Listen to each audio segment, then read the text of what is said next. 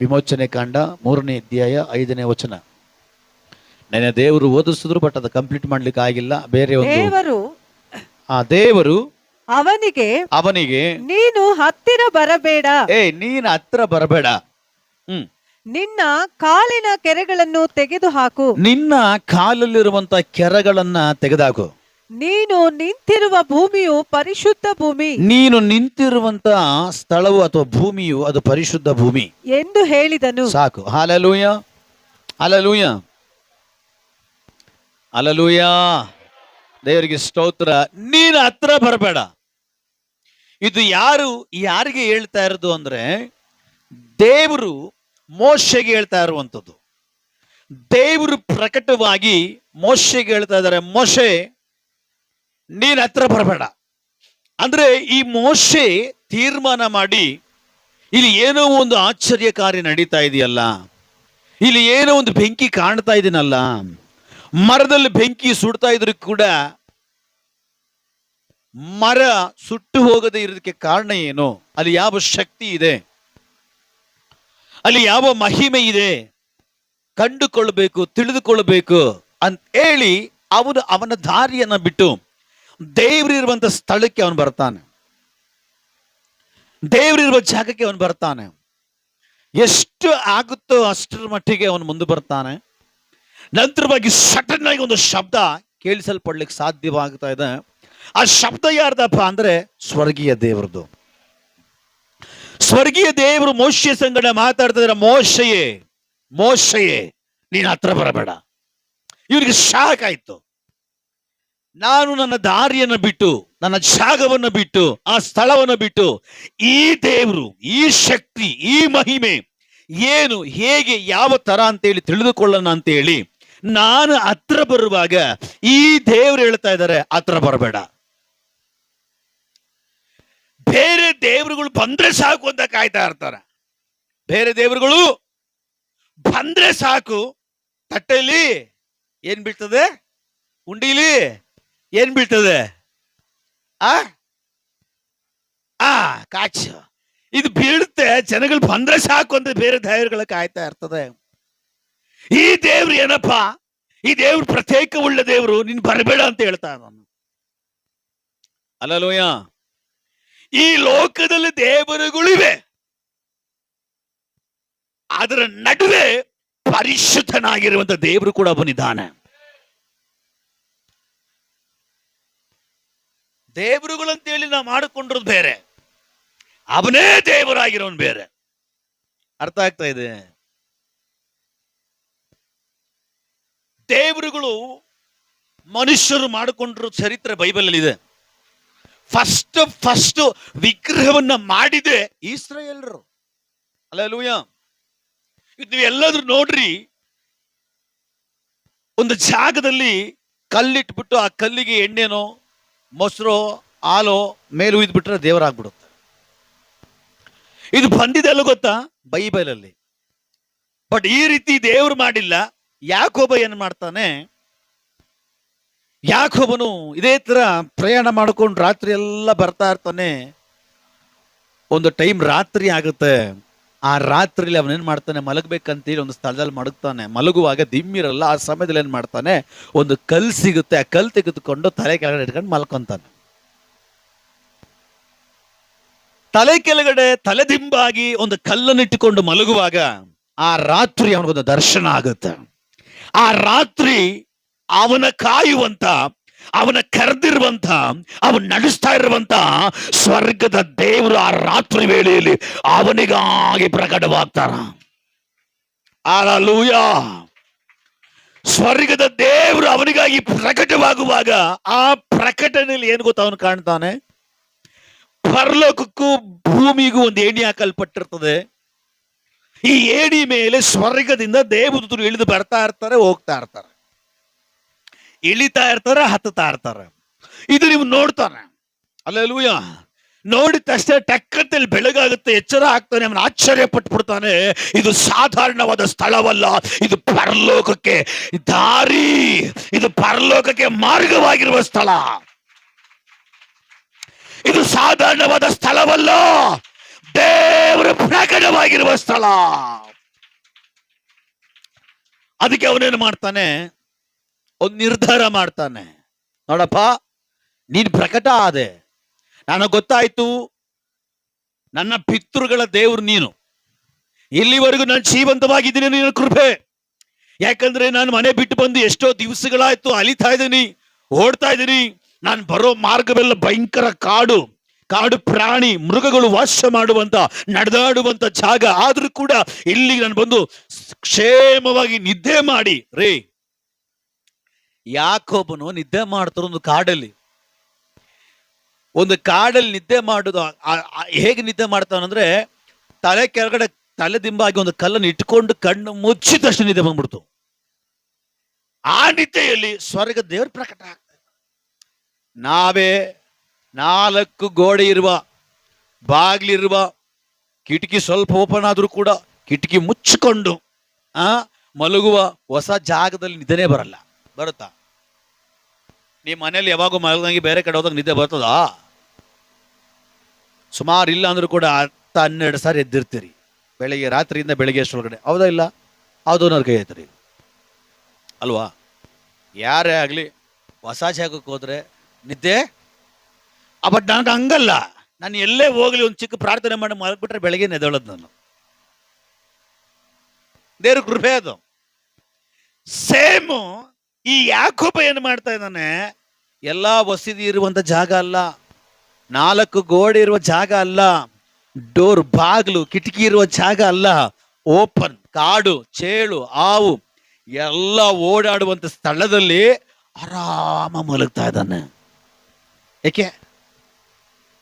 ಯಾಕೆ ಅಂದ್ರೆ ಅಲ್ಲಿ ದೇವರು ಪ್ರಕಟವಾಗ್ತಾ ಇದ್ದಾರೆ. ಅರ್ಥ ಏನು ಗೊತ್ತಾ? ಇವನು ಸಾಧಾರಣವಾದವನಲ್ಲ, ಇವನನ್ನು ಕಾಯುವಂತ ಒಂದು ಸ್ವರ್ಗ ಇದೆ, ಇವನನ್ನು ನಡೆಸುವಂತದ್ದು ಸ್ವರ್ಗ ಇದೆ, ಇವನೊಟ್ಟಿಗೆ ಸ್ವರ್ಗದ ಸೈನ್ಯ ಇದೆ ಅಂತೇಳಿ ದೇವರು ತೋರಿಸ್ಕೊಡ್ತಾ ಇದ್ದಾರೆ. ಹಲ್ಲೆಲೂಯಾ.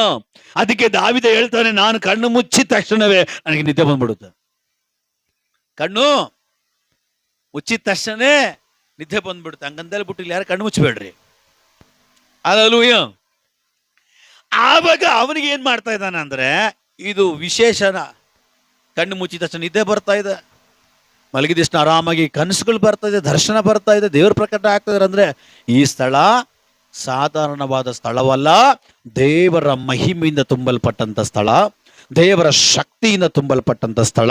ಅದಕ್ಕೆ ಅವನೇನು ಮಾಡ್ತಾನೆ, ಎದ್ಬಿಟ್ಟು ನಾನು ಮತ್ತೆ ಹೋಗ್ಬಿಟ್ಟು ಹಿಂದಿರುಗಿ ಬರುವಾಗ ಜೀವಂತವಾಗಿ ನಾನು ಬರೋದಾದ್ರೆ, ಇದು ನನ್ನ ತಲೆ ಕೆಳಗಡೆ ಇಟ್ಟುಕೊಂಡಿರುವಂತ, ತಲೆದಿಂಬಾಗಿ ಇಟ್ಟುಕೊಂಡಿರುವಂತ ಕಲ್ಲನ್ನ ನಾನೇನ್ ಮಾಡ್ತಾ ಇದ್ದೀನಿ, ಇಲ್ಲಿ ಉಣ್ತಾ ಇದ್ದೀನಿ. ಉಣ್ಬಿಟ್ಟು ಅದಕ್ಕೆ ಅಲ್ಲಿ ಅವನು ಎಣ್ಣೆ ಹುಯ್ತಾ ಇದ್ದಾನೆ. ಏನಂತೇಳಿ, ನಾನೇನಾದ್ರೂ ಜೀವಂತವಾಗಿ ಹಿಂದಿರುಗಿ ಬಂದ್ರೆ ಈ ಕಲ್ಲನ್ನು ನೆಟ್ಟಿ ಎಣ್ಣೆ ಹುಯ್ದಿರುವಂತ ಈ ಜಾಗದಲ್ಲಿ ನಾನು ನಿನಗೊಂದು ಆಲಯ ಕಟ್ತೀನಿ. ಹಲ್ಲೆಲೂಯಾ. ಎಲ್ಲ ಕಾಪಿನೇ, ಎಲ್ಲ ಚರಕ್ಸೆ, ಎಲ್ಲ ಡೂಪ್ಲಿಕೇಟೆ. ದೇವ್ರ ಮಕ್ಕಳು ಮಾಡಿದೊಂದು, ಅಣ್ಣೀರು ಮಾಡ್ತಾರದು ಮತ್ತೊಂದು, ಅವ್ರಿಗಾಗೋದು ಮಗದೊಂದು, ಆಮೇಲೆ ಬರೋದು ದೇವ್ರ ಸಮ್ಮುಖಕ್ಕೆ. ಹಲ್ಲೆಲೂಯಾ. ದೇವರ ಶಕ್ತಿ ಪ್ರಕಟ ಆಗಬೇಕಾದ್ರೆ, ನನ್ನ ದೇವರು ಎಂತವನಂತೇಳಿ ಪ್ರಪಂಚ ಗೊತ್ತಾಗ್ಬೇಕಾದ್ರೆ ಸಮಸ್ಯೆಗಳು ಬರ್ಬೇಕು. ನಿಮಗಲ್ಲ ಸ್ವಾಮಿ, ಆಮೀನ್ ಧೈರ್ಯವಾಗಿ ಹೇಳ್ರಿ. ಹಲ್ಲೆಲೂಯಾ. ನಾನು ನಿಮಗೆ ಹೇಳ್ತಾ ಇಲ್ಲ, ಆಮೀನ್ ಜೋರಾಗಿ ಹೇಳ್ರಿ. ನೀವು ಆಮೀನ್ ಸ್ತೋತ್ರ ಹೇಳೋದ್ರಲ್ಲಿ ಜೀವ ಇರ್ಬೇಕ. ಹಲ್ಲೆಲೂಯಾ. ಈಗ ನಮ್ಮಮ್ಮ ಯೇಸು ಹತ್ರ ಓಡಿ ಬಂದ್ಲು. ಬರ್ಲಿಕ್ಕೆ ಕಾರಣ ಏನು? ಹಿಂಗ್ ಬಿದ್ದೋಗಿತ್ತು, ಕಾಲು ಕೈಯಲ್ಲ ಹೇಗೆ ಹಿಂಗ್ ಬಿದ್ದೋಗಿತ್ತು, ಎದ್ದಳಕ್ ಆಗ್ತಾ ಇರ್ಲಿಲ್ಲ, ಕೂತ್ಕೊಳ್ಳಕ್ ಆಗ್ತಾ ಇರ್ಲಿಲ್ಲ, ಮಲಗಿರೋ ಜಾಗದಲ್ಲಿ ಎಲ್ಲ ಮಾಡ್ಕೊಳ್ಳೋಳು. Recess motion. ಎಷ್ಟೋ 2.5 ವರ್ಷ. ಈಕೆ ಮಾಡಿದ ಪೂಜೆ ಇಲ್ಲ, ಮಾಡಿದ ಪುನಸ್ಕಾರ ಇಲ್ಲ, ಹೋಗಿದ್ದ ದೇವಸ್ಥಾನಗಳಿಲ್ಲ, ಹೊತ್ತ ಅರಕೆಗಳಿಲ್ಲ, ಮಾಡಿದ ಕಾರ್ಯಗಳಿಲ್ಲ, ಅರಕೆ ತೀರಿಸಿದ ದಿನಗಳೇ ಇಲ್ಲ. ಇಡೀ ಊರೇ ತಿರುಗ್ಬಿಟ್ಲು, ಎಲ್ಲಾ ದೇವಸ್ಥಾನ ತಿರುಗ್ಬಿಟ್ಲು, ತಮಿಳ್ನಾಡಿಗೂ ಹೋಗ್ಬಿಟ್ಲು. ಅಲ್ಲ ದೊಡ್ಡ ದೇವ್ರು ಇರೋದು. ಹಲ್ಲೆಲೂಯಾ. ಅಲ್ಲಿ ಕೂಡ ಹೋಗ್ಬಿಟ್ರು. ಯಾವ ದೇವ್ರು ಇರೋದು? ದೊಡ್ಡ ದೇವ್ರು. ಹೆಂಗೆ ಅಂತ ದೊಡ್ಡ ದೇವ್ರು ಗೊತ್ತಾಗೋದು? ಯಾವ್ದು ವಿಗ್ರಹ ದೊಡ್ಡದಾಗಿರ್ತದೋ ದೊಡ್ಡ ದೇವ್ರು. ಹಲ್ಲೆಲೂಯಾ. ಯಾವ್ದು ಕಲ್ಲು ದೊಡ್ಡದಾಗಿರ್ತದೋ ದೊಡ್ಡ ದೇವ್ರು. ಹಲ್ಲೆಲೂಯಾ. ಇದು ಅವ್ರ ಲೆಕ್ಕ. ಹಲ್ಲೆಲೂಯಾ. ಆ ಲೆಕ್ಕ ಚುಕ್ಕ ಮಾಡ್ಲಿಕ್ಕಾಗಿ ಬಂದಂತವ್ರು ನಿಜವಾದ ದೇವರು. ಹಲ್ಲೆಲೂಯಾ. ಹೋಗಿದ್ದು ಬಲಿ ಕೊಟ್ಟಿದ್ದು ಏನು ಮಾಡ್ರು ಇಲ್ಲ, ಇದ್ದಿದ್ ಪ್ರಾಣನ ತುಸ್ಸು. ಅವಾಗ ಮನೇಲಿ ಬಂದು ಬಿತ್ಕೊಂಡಿದ್ರು. ಯಾರೋ ಇಬ್ರು ಸಿಸ್ಟರ್ ಹೋದ್ರು, ಅಮ್ಮ ನಿನ್ ಬಾಧೆ, ನಿನ್ ಕಷ್ಟ, ನಿನ್ ರೋಗ ನೋಡಕ್ ಆಗ್ತಾ ಇಲ್ಲ, ಚರ್ಚಿಗೆ ಬರ್ತೀಯ? ನಾವೇನಕ್ಕೆ ಬರೋಣ ಅಂತೇಳಿ ಸ್ವಲ್ಪ ಹಂಗೆ ಹಿಂಗೆ ಅಂತ, ಯಾಕಂದ್ರೆ ವೈರಾಗಿ ಇರ್ತದಲ್ಲ, ಅವು ಬಿಟ್ಟುಕೊಡಲ್ಲ. ಹಾಗೆ ಹೀಗೆ ಅಂತ ಹೇಳಿದ್ರು. ಲಾಸ್ಟ್ಗೆ ಮುನ್ನೊಳಗಡೆ ಒಂದು ಏನೋ ಒಳಿತಂತೆ, ಎಲ್ಲ ಕಡೆ ಹೋಗ್ಬಿಟ್ನಲ್ಲ, ಎಲ್ಲೂ ಬಿಡುಗಡೆ ಆಗಿಲ್ಲಲ್ಲ, ಹೆಂಗೋ ಸಾಯ್ತಾ ಇದ್ದೀನಿ, ಲಾಸ್ಟ್ಗೆ ಇದು ಹೋಗಿ ನೋಡಿ ಸತ್ತೋಗ್ಬಿಡೋಣ. ಎಲ್ಲ ಕಡೆ ಹೋದ್ರು, ರೋಗ ಬಂದ್ಮೇಲೆ ಎಲ್ಲ ಕಡೆ ಹೋದ್ರು, ಬಿಡುಗಡೆ ಆಗಿಲ್ಲ. ಬರಬೇಕಾದ ಸನ್ನಿಧಾನಿಗರು ಬಂದು ನಿಲ್ಲುವಾಗ ಟಚ್ ಅಂದ್ರೆ ಏನು? ದೇವ್ರು ಮುಟ್ಟಿದ್ರು. ದೇವರು ಮುಟ್ಟಿದ ತಕ್ಷಣ 2.5 ವರ್ಷ ವೈದ್ಯನ ಕೈಲಿ ಆಗದೆ ಇರೋದು, 2.5 ವರ್ಷ ಔಷಧಿಗಳ ಕೈಲಿ ಆಗದೆ ಇರೋದು, 2.5 ವರ್ಷ ನಂಬಿದ ವಿಗ್ರಹಗಳ ಕೈಲಾಗದೆ ಇರುವಂಥದ್ದು, ಯಾವ ದೇವರು ಬೇಡ ಅಂತ ತಿರಸ್ಕಾರ ಮಾಡಿದ್ವು ಆ ದೇವ್ರ ಸನ್ನಿಧಾನಕ್ಕೆ ಹೋಗುವಾಗ 2 ವಾರದಲ್ಲಿ ನನ್ನ ತಾಯಿಗೆ ಸಂಪೂರ್ಣ ಬಿಡುಗಡೆ. ಇವತ್ತು ಜೀವಂತವಾಗಿದ್ದಾಳೆ, ಪ್ರಯೋಜನ ಇಲ್ಲ. ಹಲ್ಲೆಲೂಯ. ಇವತ್ತು ಜೀವಂತವಾಗಿದ್ದಾಳೆ. ಎಲ್ಲ ಕಡೆ ಹೋದ್ಲು, ಎಲ್ಲ ಸನ್ನಿಧಾನ ಹುಡುಕೊಂಡು ಹೋದ್ಲು, ಈ ವಿಷಯಗಳ ಮೇಲೆ ಬಿಡುಗಡೆ ಆಗಿಲ್ಲ. ಯಾವ ಸನ್ನಿಧಾನ ಬೇಡ ಅಂತೇಳಿ ತಳ್ಳಿ ಹಾಕಿದ್ಲೋ ಆ ಸನ್ನಿಧಾನ ಹತ್ರ ಬರುವಾಗ, ಆ ಸನ್ನಿಧಾನದಲ್ಲಿರುವಂತ ದೇವರ ಮಹಿಮೆ ಆ ನನ್ನ ತಾಯಿನ ಮುಟ್ಟುವಾಗ ಸ್ಪಾಟಲ್ಲಿ ಬಿಡುಗಡೆ ಆಯ್ತು. ಅವಾಗ ಅವಳು ಗೊತ್ತಾಯ್ತು, ಇದು ನಿಜವಾದ ದೇವರು, ಇದು ಸತ್ಯವಾದ ದೇವರು, ಇದರ ಒಳಗಡೆ ಜೀವ ಇದೆ, ಇದರ ಒಳಗಡೆ ಶಕ್ತಿ ಇದೆ, ನಿಂತ್ರೆ ನಿಲ್ಲಬೇಕು, ಈ ಜಾಗದಲ್ಲಿ ನಿಲ್ಬೇಕಂತೇಳಿ ದೇವರ ಆಲಯದಲ್ಲಿ ಅವಳು ನಿಂತು ದೇವರ ಬಿಡುಗಡೆ ಆಯ್ತು. ದೇವರ ಬಿಡುಗಡೆ ಆಯ್ತು. ದೇವ್ರ ಬಿಡುಗಡೆ ಕೊಟ್ಟಿದ್ದು ಅದು ದೇವರ ನಾಮದ ಮಹಿಮೆಗಾಗಿ ಪ್ರಯೋಜನ ಆಗ್ಬೇಕು. ಬಟ್ ಪ್ರಯೋಜನ ಆಗ್ತಾ ಇಲ್ಲ. ಆನಂತರವಾಗಿ ಆಕೆ ಆಲಯಕ್ಕೆ ಹೋಗಿ ದೇವರ ಸಮ್ಮುಖದಲ್ಲಿದ್ದು ಬಿಡುಗಡೆ ಒಂದು ನನಗೋಸ್ಕರ ಕಣ್ಣೀರಾಕಿ ಪ್ರಾರ್ಥನೆ ಮಾಡುವಾಗ ಅದೇ ಮಹಿಮೆ, ಅದೇ ಶಕ್ತಿ ನನ್ನ ಮುಡ್ತು. ಹಲ್ಲೆಲೂಯ. ಇದು ಸೃಷ್ಟಿಯಲ್ಲ, ಸೃಷ್ಟಿಗಳ ಕರ್ತನ ಕೈಲಾಗುವಂತ ಅದ್ಭುತಗಳು. Praise the lord. ನಾನು ಲಾಸ್ಟ್ ಟೈಮ್ ಹೇಳ್ದಂಗೆ ಈ ಪ್ರಪಂಚದಲ್ಲಿ, ಈ ಜಗತ್ತಲ್ಲಿ ಅನೇಕ ನಾಮಗಳಿವೆ. ಇದೆಯಾ ಇಲ್ವಾ? ಇದೆಯಾ ಇಲ್ವಾ? ಯೇಸು ಅಂತ ನಾಮ, ಇದೇ ತರ ಲೋಕಕ್ಕೆ ಸಂಬಂಧಪಟ್ಟ ಅನೇಕ ನಾಮಗಳಿವೆ. ನಾನು ಉಚ್ಚರಿಸಲಿಕ್ಕೆ ಇಷ್ಟಪಡಲ್ಲ. ದಾವೀದನು ಹೇಳ್ದಂಗೆ ಅವುಗಳ ಹೆಸರುಗಳು ಎತ್ತಬಾರ್ದು ಅಂತ. ಹಲ್ಲೆಲೂಯ. ಎಷ್ಟೋ ನಾಮಗಳಿವೆ.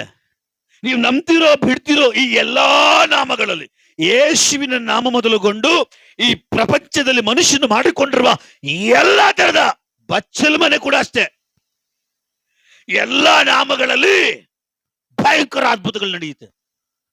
ನಡೆಯಲ್ವಾ? ಮಾಟ ಮಂತ್ರದವನ ಹತ್ರ ಹೋಗ್ರಿ, ಅವನು ಒಂದು ಹೆಸರಿನಲ್ಲೇ ಮಾಡೋದು ಆಗುತ್ತೆ. ಅಂದ್ರೆ ಈ ಪ್ರಪಂಚದಲ್ಲಿರುವಂತ ಎಲ್ಲಾ ನಾಮಗಳಲ್ಲಿ ಅದ್ಭುತಗಳು ನಡೆಯುತ್ತೆ. ಬಟ್ ಎಲ್ಲ ನಾಮದಲ್ಲಿಯೂ ಮನುಷ್ಯನಿಗೆ ರಕ್ಷಣೆ ಆಗಲ್ಲ. ದೇವರ ವಾಕ್ಯ ಹೇಳ್ತದೆ, ಆತನ ನಾಮವಲ್ಲದೆ ಬೇರೆ ಯಾವ ನಾಮವಾಗಲಿ, ಆಕಾಶದ ಮೇಲಾಗಲಿ, ಭೂಮಿಯ ಕೆಳಗಾಗಲಿ, ಭೂಮಿಯ ಒಳಗಾಗಲಿ, ಆತನ ನಾಮವಲ್ಲದೆ ಬೇರೆ ನಾಮದಲ್ಲಿ ರಕ್ಷಣೆ ಇಲ್ಲ. ಹಲ್ಲೆಲೂಯ. ಅದ್ಭುತ, ಮ್ಯಾಜಿಕ್ ಯಾರು ಬೇಕಾದ್ರೂ ಮಾಡಬಹುದು. ಅದ್ಭುತ, ಮ್ಯಾಜಿಕ್ ಯಾವ ನಾಮ ಬೇಕಾದರೂ ಮಾಡಬಹುದು. ಆದರೆ ಒಬ್ಬ ಮನುಷ್ಯನಿಗೆ ರಕ್ಷಣೆ ಕೊಡಬೇಕಾದ್ರೆ ಅದು ಒಂದೇ ಒಂದು ನಾಮ, ಅದು ಜೀವವುಳ್ಳ ನಾಮ, ಅದು ಪರಿಶುದ್ಧವುಳ್ಳ ನಾಮ, ಅದು ಯೇಸುವಿನ ನಾಮ. Praise the Lord. ಹಲ್ಲೆಲೂಯ. ಕೆಲವು ಜನ ಹೇಳ್ತಾರೆ ಯೇಸುವಿಗೆ ಅಪ್ಪ ಇಲ್ಲ, ಯಾರು ಹುಟ್ಟುತ್ತೋ ಅಂತ. ಅಪ್ಪನ ಹುಟ್ಟಿದವ್ರು ಮಾತಿಲ್ಲಲ್ಲ. ಹಲ್ಲೆಲೂಯ. ಕೆಲವು ಜನರು ಹೇಳ್ತಾರೆ ಯೇಸು ಯಾರು ಹುಟ್ಟಿದ್ದು, ಅಪ್ಪನೇ ಇಲ್ಲ, ಹೆಂಗಾಗ್ಬಿಡ್ತು, ಏನೋ ನಡೆದಿದೆ. ಇದು ನಿಜವಾದ ಅಪ್ಪನಿಗೆ ಬೇಡ ಬಿಡ್ರಿ. ಹಲ್ಲೆಲೂಯ.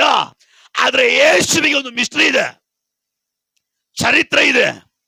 ಹಲ್ಲೆಲೂಯ. ಒಬ್ಬ ರಕ್ಷಕನು ಬರಬೇಕು, ಅವನು ಪರಿಶುದ್ಧನಾಗಿರ್ಬೇಕು.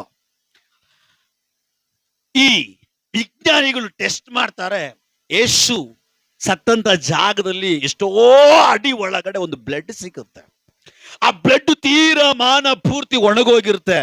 ಅದನ್ನ ತೆಗೆದುಕೊಂಡು ಹೋಗ್ಬಿಟ್ಟು ಲ್ಯಾಬ್ನಲ್ಲಿ ಕೊಟ್ಟು ಸೈಂಟಿಸ್ಟ್ಗಳನ್ನ ಚೆಕ್ ಮಾಡ್ತಾರೆ. ಸೈಂಟಿಸ್ಟ್ ಹತ್ರ ಈ ಸೈಂಟಿಸ್ಟ್ ಹೋಗ್ಬಿಟ್ಟು ಇನ್ನೊಂದು ಸೈಂಟಿಸ್ಟ್ ಕೊಡುವಾಗ ಅವನು ನಗ್ತಾ ಇದ್ದಾನೆ, ಏನಯ್ಯ ಅವಾಗ ತಾನು ಸುರಿಸಲ್ಪಟ್ಟ ರಕ್ತ ಎಪ್ಪಗಟ್ಟು ಬಿಟ್ರೆ ಅದಕ್ಕೆ ಜೀವನೇ ಇರಲ್ಲ, ಜೀವ ಹೊಂಟೋಗಿರ್ತದೆ. ಇದು ಎಷ್ಟೋ ವರ್ಷಗಳ ಹಿಂದಗಡೆ ಸತ್ತು ಬಿದ್ದಿರುವಂತ ರಕ್ತ, ಇದಕ್ಕೆ ಜೀವ ಇಲ್ಲ, ಹೆಂಗಯ್ಯ ನೋಡೋದು, ಗೇಲಿ ಮಾಡಿದ್ರಂತೆ. ಅವಾಗ ಸೈಂಟಿಸ್ಟ್ ಹೇಳಿದಂತೆ, ಇಲ್ಲ ನನಗೇನೋ ಮಿಸ್ ಹೊಡಿತಾ ಇದೆ, ಇಲ್ಲ ನೀವು ಚೆಕ್ ಮಾಡ್ರಿ ನೋಡೋಣ ಏನಾದ್ರು ಸಿಗುತ್ತೇನೋ.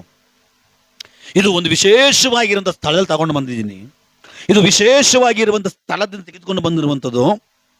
ಇದು ಚೆಕ್ ಮಾಡ್ರಿ ನೋಡೋಣ. ಯಾಕಂದ್ರೆ ಯೇಸುವನ್ನ ಎಲ್ಲಿಗೆ ಶಿಲುಬೆಗೆ ಏರಿಸಿದ್ರು ಆ ಶಿಲುಬೆ ಕೆಳಗಡೆ ಎಷ್ಟೋ ಅಡಿ ಒಳಗಡಿದಂತ ರಕ್ತ ಇದು, ಗೊತ್ತಿಲ್ಲ, ನೋಡೋಣ ಒಂದು ವೇಳೆ ಯೇಸುವಿನ ರಕ್ತ ಆಗಿರ್ಬೋದೇನೋ. ಎಲ್ಲ ಹೇಳ್ತಾರಲ್ಲ ಯೇಸುವಿಗೆ ಜೀವ ಇದೆ, ಯೇಸುವಿನ ರಕ್ತಕ್ಕೆ ಜೀವ ಇದೆ ಅಂತ ಹೇಳಿ. ಒಂದು ವೇಳೆ ಇದನ್ನು ಚೆಕ್ ಮಾಡಿ ನೋಡ್ರಿ ಏನೋ ಕಂಡುಹಿಡಿಬಹುದೇನೋ ಅಂತೇಳಿ ಕೊಡುವಾಗ ಅವ್ರು ಚೆಕ್ ಮಾಡ್ತಾ ಇದ್ದಾರೆ. ಚೆಕ್ ಮಾಡುವಾಗ ಸೈಂಟಿಸ್ಟ್ಗಳಿಗೆ ಆಶ್ಚರ್ಯ ಆಗ್ತಾ ಇದೆ, ಸೈಂಟಿಸ್ಟ್ಗಳಿಗೆ ಆಶ್ಚರ್ಯ ಆಗ್ತಾ ಇದೆ. ಈ ರಕ್ತ ಭೂಮಿ ಮೇಲೆ ಸುರಿಸಲ್ಪಟ್ಟು ಮನುಷ್ಯನ ದೇಹದಿಂದ ಹೊರಗಡೆ ಬಂದು ಬೇರ್ಪಡಿಸಲ್ಪಟ್ಟದಾಗಿ ಅನೇಕ ವರ್ಷಗಳಾಗಿ ಮಾರ್ಪಟ್ಟಿದ್ರು ಕೂಡ ತೀರಮಾನ ಒಣಗೋಗಿರುವ ರಕ್ತದ ಒಳಗಡೆ ಜೀವ ಇದೆ. ಹಲ್ಲೆಲೂಯಾ. ಇದೇ ಮನುಷ್ಯನ ರಕ್ತ ಸುರಿಸಲ್ಪಟ್ಟು ಎಷ್ಟೋ ಅಲ್ಲ, ಅಟ್ಲೀಸ್ಟ್ 1 ತಿಂಗಳಾದ ಮೇಲೆ ಆ ಸುರಿಸಲ್ಪಟ್ಟ ರಕ್ತ ತೆಗೆದುಕೊಂಡು ಚೆಕ್ ಮಾಡ್ರಿ, ಜೀವ ಇದು ಬಿಟ್ರೆ ಯೇಸು ದೇವರಲ್ಲ ಅಂತ ನಾನು ನಂಬ್ತೀನಿ. ಹಲ್ಲೆಲೂಯಾ. ಒಂದೇ 1 ತಿಂಗಳು ಮನುಷ್ಯ ಸತ್ತು ಭೂಮಿ ಮೇಲೆ ಎಲ್ಲ ತಗೊಂಡೋಗ್ಬಿಟ್ಟು ಸಂಗ್ರಹಣೆ ಮಾಡೋದಲ್ಲ, ಆ ರಕ್ತ ಭೂಮಿ ಮೇಲೆ ಬೀಳ್ಬೇಕು, 1 ತಿಂಗಳು ಗ್ಯಾಪ್ ಬಿಡಬೇಕು. 1 ತಿಂಗಳಾದ್ಮೇಲೆ ತೆಗೆದುಕೊಂಡೋಗಿ ಚೆಕ್ ಮಾಡ್ರಿ, ಆ ರಕ್ತದಲ್ಲಿ ಜೀವ ಇದು ಬಿಟ್ರೆ ಯೇಸು ದೇವರಲ್ಲ, ಅವನ ಮನುಷ್ಯನಿಂದ ನಾನು ಒಪ್ಕೊಳ್ತೀನಿ. ಹಲ್ಲೆಲೂಯಾ. ಒಂದು ವೇಳೆ ಆ ಮನುಷ್ಯನಿಗೆ ಜೀವ ಇದು ಬಿಟ್ರೆ, ಆ ರಕ್ತದಲ್ಲಿ ಜೀವ, ಮನುಷ್ಯನ ರಕ್ತದಲ್ಲಿ ಜೀವ ಇದು ಬಿಟ್ರೆ ಯೇಸು ದೇವರಲ್ಲ, ಅವನು ಸಾಧಾರಣವಾದ ಮನುಷ್ಯನೇ, ದೇವರಿಂದ ಕಳಿಸಲ್ಪಟ್ಟ ಮನುಷ್ಯ ಅಂತ ಒಪ್ಕೊಳ್ಳೋಣ. ಇಲ್ಲ, ಆ ಮನುಷ್ಯನ ರಕ್ತಕ್ಕೆ ಜೀವ ಇಲ್ಲ ಅಂದ್ರೆ ತಿಳ್ಕೊಳ್ಬೇಕು, ಯೇಸು ಮನುಷ್ಯನಲ್ಲ, ಯೇಸು ದೇವರಾಗಿದ್ದಾನೆ ಎಂಬುದಾಗಿ ಹೇಳಿ. ಹಲ್ಲೆಲೂಯಾ. ಒಂದು ಮಗು ಉತ್ಪತ್ತಿಯಾಗಬೇಕಾದ್ರೆ ಕ್ರೋಮೋಜೋನ್ ಎಂಬುದಾಗಿ ಹೇಳುವಂಥದ್ದು ಮನುಷ್ಯನಲ್ಲಿ ಉಂಟು. ಗಂಡು ಹೆಣ್ಣು ಸೇರುವಾಗ ಆ ಮಗುವನ್ನ ಧರಿಸುವುದಕ್ಕೆ ಅವರುಗಳಲ್ಲಿರುವಂಥ ಕೆಲವೊಂದು ಕ್ರೋಮೋಜೋನ್ಗಳು ಉಂಟಾಗಬೇಕಂತೆ. ಪುರುಷನ್ ಕ್ರೋಮೋಜೋನ್ 24 ಇರಬೇಕು. ಅದರಲ್ಲಿ 1 ಪಾಯಿಂಟ್ ಕೂಡ ಕಡಿಮೆ ಇದ್ರೆ ಮಗು ಉತ್ಪತ್ತಿನೇ ಆಗಲ್ಲ. ಹಲೋ, ನಾನು ಹೇಳ್ತಾ ಇಲ್ಲ, ಇದು ಸೈಂಟಿಸ್ಟ್ ಹೇಳಿರುವಂಥದ್ದು, ಡಾಕ್ಟರ್ ಚರಿತ್ರೆ ಹೇಳುವಂಥದ್ದು. ಗಂಡಸಿನ ಕ್ರೋಮೋಜೋನ್ ಎಷ್ಟಿರಬೇಕು? 24 ಇರಬೇಕು. ಈ 24ನಲ್ಲಿ 1 ಕ್ರೋಮೋಜೋನ್ ಕಡಿಮೆ ಇದ್ರೂ ಕೂಡ, ಅಂದ್ರೆ 23 ಇತ್ತು ಅಂದ್ರೂ ಕೂಡ ಮಕ್ಕಳಾಗಲ್ಲ. 24ಕ್ಕೆ 24 ಇರಲೇಬೇಕು. ಹಾಗೆಯೇ ಸ್ತ್ರೀದು ಕೂಡ ಕ್ರೋಮೋಜೋನ್ ಇರಬೇಕು. ಅದು ಕೂಡ 23, 24, 22, 23 ಬರ್ತದೆ ಸ್ತ್ರೀದು. ಅದು ಕರೆಕ್ಟ್ ಆಗಿರ್ಬೇಕು, ಇದು ಕರೆಕ್ಟ್ ಆಗಿರ್ಬೇಕು. ಅದು ಕರೆಕ್ಟ್ ಆಗಿದ್ದು ಇದು ಕರೆಕ್ಟ್ ಆಗಿದ್ರೇನೆ ಒಂದು ಸ್ತ್ರೀ ಗರ್ಭವನ್ನ ಧರಿಸಲಿಕ್ಕೆ ಸಾಧ್ಯ. ಬಟ್ ಈ ಬ್ಲಡ್ ಚೆಕ್ ಮಾಡುವಾಗ ಇದರಲ್ಲಿ ಒಂದೇ ಒಂದು ಕ್ರೋಮೋಜೋನ್ ಇದೆಯಂತೆ. ನಿಮ್ಗೆ ಅರ್ಥ ಆಗಿಲ್ಲ, ನಿಮ್ಗೆ ಅರ್ಥ ಆಗಿಲ್ಲ. ನಾನು ಹೇಳಿದೆ, ಒಂದು ಮಗು ಉತ್ಪತ್ತಿ ಆಗಬೇಕಾದ್ರೆ ಪುರುಷನಲ್ಲಿರುವಂತ 24 ಕ್ರೋಮೋಜೋನ್ ಆ ಸ್ತ್ರೀಯಲ್ಲಿ ಆ ಮಗುವಿಗೆ ಬೇಕು. ಅದೇ ತರ ಸ್ತ್ರೀಯಲ್ಲಿರುವಂತ ಕ್ರೋಮೋಜೋನ್ ಕೂಡ ಆ ಮಗುವಿಗೆ ಬೇಕು. 24ರಲ್ಲಿ 1 ಕಡಿಮೆ ಇದ್ದು 23 ಅಲ್ಲ 23ವರೆ ಇದ್ರೂ ಕೂಡ ಮಗು ಆಗಲ್ಲ. ಅಂಥದ್ರಲ್ಲಿ ಇವರು ಚೆಕ್ ಮಾಡುವಾಗ ಅದ್ರಲ್ಲಿ ಕ್ರೋಮೋಜೋನೇ ಇಲ್ಲ. ಹೋಗಿ ನಾನು ನಿಮಗೆ ಹೇಳ್ಬಿಟ್ನಲ್ಲ, ಹೋಗಿ ನಾನು ನಿಮಗೆ ಹೇಳ್ಬಿಟ್ನಲ್ಲ ಸತ್ಯನ. ಹಲ್ಲೆಲೂಯಾ. ಕ್ರೋಮೋಜೋನ್ ಅಂತ ಎಂಬುದಾಗಿ ಹೇಳುವಂಥದ್ದು 24 ಇಲ್ಲ, ಅದಕ್ಕೆ ಬದಲಾಗಿ ಒಂದೇ ಒಂದಿದೆ. ಹಲ್ಲೆಲೂಯಾ. ಏನ್ ಅರ್ಥ ಆಯ್ತು?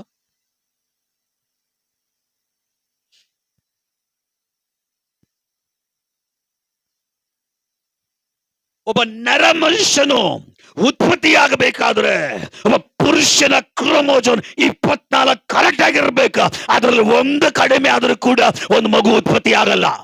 ಉತ್ಪತ್ತಿ ಆಗಲಿಕ್ಕೆ ಸಾಧ್ಯ ಇಲ್ಲ.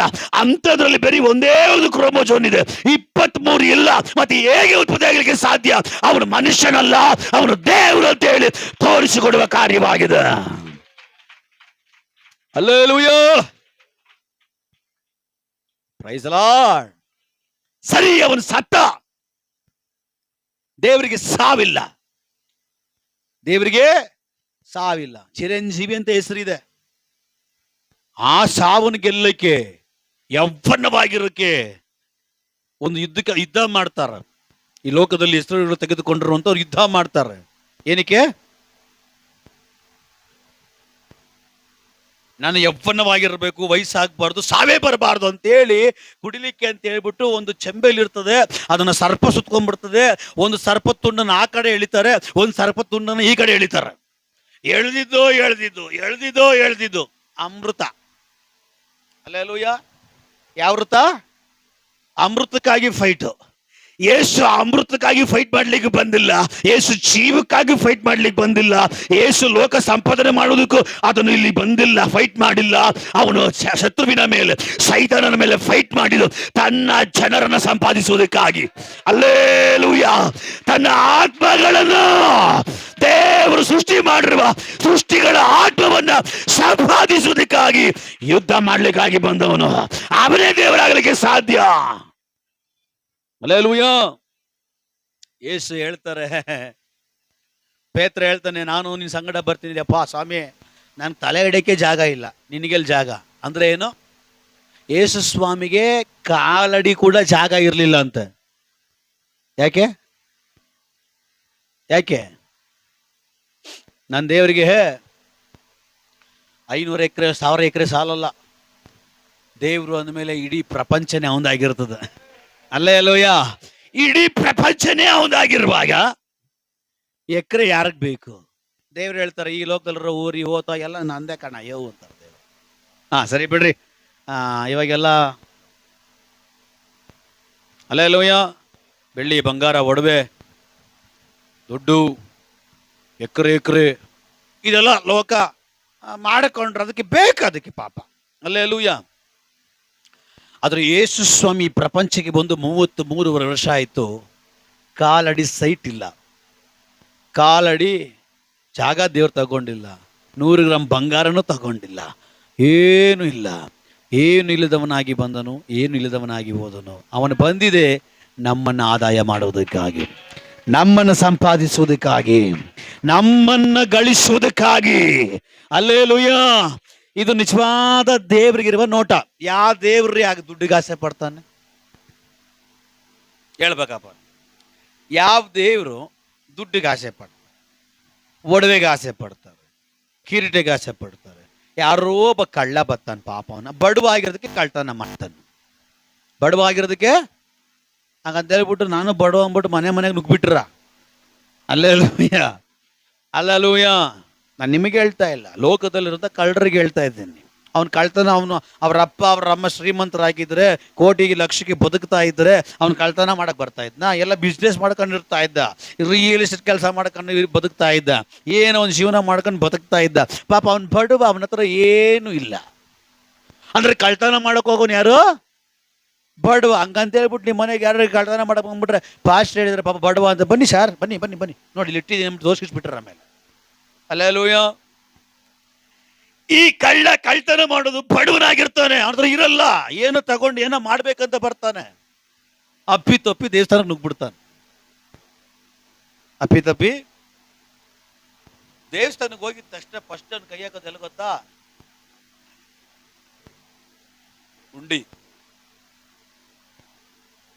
ಉಂಡಿ ಎಲ್ಲಿ ಬಂಗಾರ ಇರ್ತದೋ ಆ ಬಂಗಾರ ಜಾಗದಲ್ಲಿ ಕೈ ಹಾಕ್ತಾನೆ.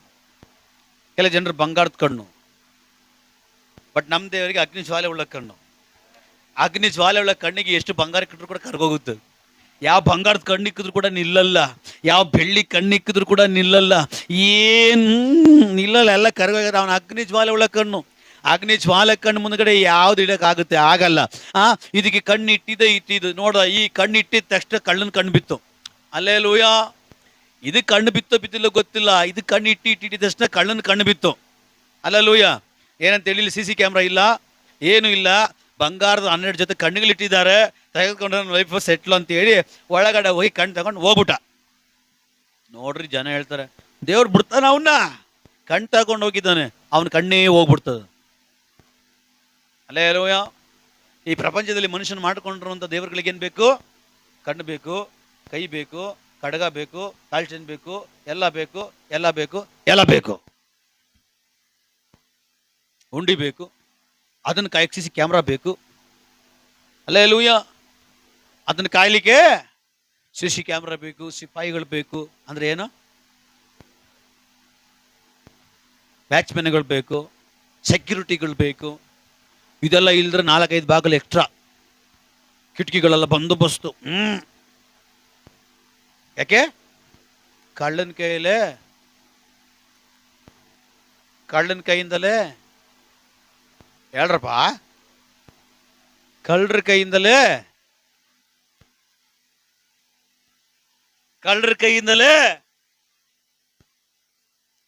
ಮತ್ ನನ್ನ ಹೆಂಗಪ್ಪ ರಕ್ಷಣೆ ಮಾಡ್ತೀಯ ಸ್ವಾಮಿ?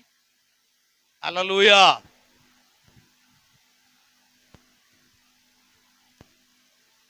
ಯೇಸು ಸ್ವಾಮಿನ ಶಿಲುಬೆಗೆ ಹಾಕಿದ್ರು. ಶಿಲುಬೆಗೆ ಹಾಕ್ಬಿಟ್ಟು ಅಲ್ಲಿರೋ ಜನರಿಗೆ ಹೇಳಿದ್ರು, ನೀನ್ ದೇವರಾಗಿದ್ರೆ ನೀನ್ ಕಾಪಾಡ್ಕೋ, ನಮ್ಮನ್ನು ಕಾಪಾಡು. ಬಟ್ ಯೇಸು ಬಂದಿದ್ದು ಅವನು ಕಾಪಾಡ್ಕೊಳ್ಳೋದಕ್ಕಾಗಿ ಎಲ್ಲ, ಯೇಸು ಬಂದಿದ್ದು ನಮ್ಮನ್ನು ಕಾಪಾಡೋದಕ್ಕಾಗಿ. ನರಕದಿಂದ ಬಿಡಿಸಿ, ಶಾಪದಿಂದ ಬಿಡಿಸಿ, ಅವುಗಳಿಂದ ಕಾಪಾಡುವುದಕ್ಕಾಗಿ ಬಂದವನೇ ಯೇಸು. ಸತ್ತ, ಹಾಗೆ ಸತ್ತು ಹೋಗಿಲ್ಲ, ಇವತ್ತು ಕೂಡ ಜೀವಂತವಾಗಿದ್ದಾನೆ. ಇವತ್ತು ಕೂಡ ಅವನ ಸಮಾಧಿ ಮುಚ್ಚಲ್ಪಟ್ಟಿಲ್ಲ, ಇವತ್ತು ಕೂಡ ಅವನ ಸಮಾಧಿ ತೆರೆಯಲ್ಪಟ್ಟಿದೆ. ಅದು ಏನು ಗೊತ್ತಾ ನ್ಯೂಸ್? ಯೇಸು ಇಲ್ಲಿ ಇಲ್ಲ, ಅವನು ಎದ್ದಿದ್ದಾನೆ. ಯೇಸು ಇಲ್ಲಿಲ್ಲ, ಅವನು ಹೊರಗಡೆ ಬಂದಿದ್ದಾನೆ. ಹಲ್ಲೆಲೂಯ. ಸರಿ, ಏನೋ ಮಾತಾಡಕ್ ಹೋಗಿ ಏನೋ ಬಂದ್ಬಿಡ್ತು ಕಲ್ಲು ಬಗ್ಗೆ. ಹಲ್ಲೆಲೂಯ. ಯಾಕೋಬ ಏನ್ ಮಾಡ್ದ? ಕಲ್ಲಿಟ್ಬಿಟ್ಟು ಎಣ್ಣೆ ಒಯ್ದ್ಬಿಟ್ಟ. ನಾನೇನಾದ್ರು ಜೀವಂತವಾಗಿ ಹಿಂದಿರುಗಿ ಬಂದ್ರೆ ನಾನು ಇಲ್ಲಿ ದೇವರ ಆಲಯ ಕಟ್ತೀನಿ. ಈಗ ನೀವು ಎಲ್ಲೇ ನೋಡ್ರಿ, ಅಲ್ಲೊಂದು ಕಲ್ಲಿಡ್ತಾರೆ, ಯಾವ ತಾನೇ ಸ್ವಂತವಾಗಿ ಮಾಡಿದ್ದಾರೆ. ಕ್ರಿಶ್ಚಿಯನ್ರು ಸೇರ್ಸ್ಕೊಂಬೇಡಪ್ಪ ಅಂತ ಹೇಳ್ತಾರೆ. ಅವನು ಹಾಕಿರೋ ಶೂ ಚಪ್ಪಲಿ ಹೊಲ್ದಿರೋದನ್ನ ಹಾಕೊಂತಾರೆ. ಚಪ್ಪಲಿ ಶೂ ಕಂಡಿಡ್ದಿದ್ಯಾರು? ಕುಕ್ಕರ್ ಕಂಡಿಡ್ದಿದ್ಯಾರು? ಕುಕ್ಕರಲ್ಲಿ ಮಕ್ಕಳು ಅಡಿಗೆ ಮಾಡಬಾರ್ದು. ಹಲ್ಲೆಲೂಯ. ಹಿಂಗೆ ಇಕ್ಬಿಟ್ಟ ತಕ್ಷಣ ಬಾರೋ ಯಜಮಾನ ಅಂತ ಕರಿತದಲ್ಲ, ಕರೆದಂಗೆ ಮಾಡಿದ್ರು. ಏನಪ್ಪ ಈಗ ಬಂತ? ಹಲ್ಲೆಲೂಯ. ಟ್ರೈನಲ್ಲಿ ಸುಲಭವಾಗಿ ಹೋಗ್ತಾ ಇದಾರಲ್ಲ, ಚುಕ್ಕು ಬುಕ್ಕು ಅಂತ. ಟ್ರೈನ್ ಕಂಡಿಡ್ದವ್ರು ಯಾರು? Printing press. ಹಲ್ಲೆಲೂಯ. ಪ್ರೆಸ್ ಮಂಗಳೂರಿಗೆ ಸ್ಟಾರ್ಟಿಂಗ್ ಬಂದಿದ್ದು ಕಂಡಿಡ್ದವ್ರು ಯಾರು? ನೀವೇನು ಕಂಡಿಡ್ದಿದ್ದು? ಲೊಟ್ಟ. ಹಲ್ಲೆಲೂಯ. ಲಾಸ್ಟ್ಗೆ ಜನರಿಗೆ ಸಿಕ್ಕೋದು ಬುಟ್ಟ. ಹಲ್ಲೆಲೂಯ. ಟ್ರೈನ್ ಕಂಡಿಡ್ದಿದ್ದು ಯಾರು ಸ್ವಾಮಿ? ಬ್ರಿಟಿಷರಲ್ವೇ ಅಥವಾ ಕ್ರೈಸ್ತರಲ್ವೇ? ನೀವು ಹೋಗ್ತಿರಲ್ಲ ಸುಫ್ ಅಂತ ಕಣ್ಣು ಮುಚ್ಚಿ ಕಣ್ಣು ತೆಗೆದಷ್ಟು ಇಳಿತಿರಲ್ಲ, ಇಲ್ಲಿಂದ ಇನ್ನೊಂದು ಊರಿಗೆ ಫ್ಲೈಟ್ ಕಂಡಿಡ್ದವ್ರು ಯಾರು ಸ್ವಾಮಿ? ಕ್ರಿಶ್ಚಿಯನ್ ಅವ್ರು ಬೇಡ, ಅವ್ರದ್ದು ಬೇಕು. ಹಲ್ಲೆಲೂಯ. ಮನೆಗೂ ಬಲ್ಬ್ಗಳಿದೆಯಾ? ಎಲೆಕ್ಟ್ರಿಕ್ ಸ್ವಾಮಿ ಹೇಳ್ರಿ. ಮನೆಗಳಿಗೂ ಕಂಬಗಳಿಗೂ ಬಲ್ಬ್ ಇದೆಯಾ? ಬಲ್ಬು. ಆ ಬಲ್ಬ್ ಕಂಡಿಡ್ದವನು ಯಾರು? ಅವನೇನಾದ್ರು ಕಂಡಿಡ್ದಿಲ್ಲ ಅಂದ್ರೆ ಕ್ರಿಶ್ಚಿಯನ್ ಅದು ಬೇಡಪ್ಪ ಅಂದ್ರೆ ನಿನ್ನ ಅದೇ ಗತಿ. ಯಾವುದು? ಸೀಮೆಣೆ ಬುಟ್ಟಿ, ದೀಪ ಉರ್ಸು,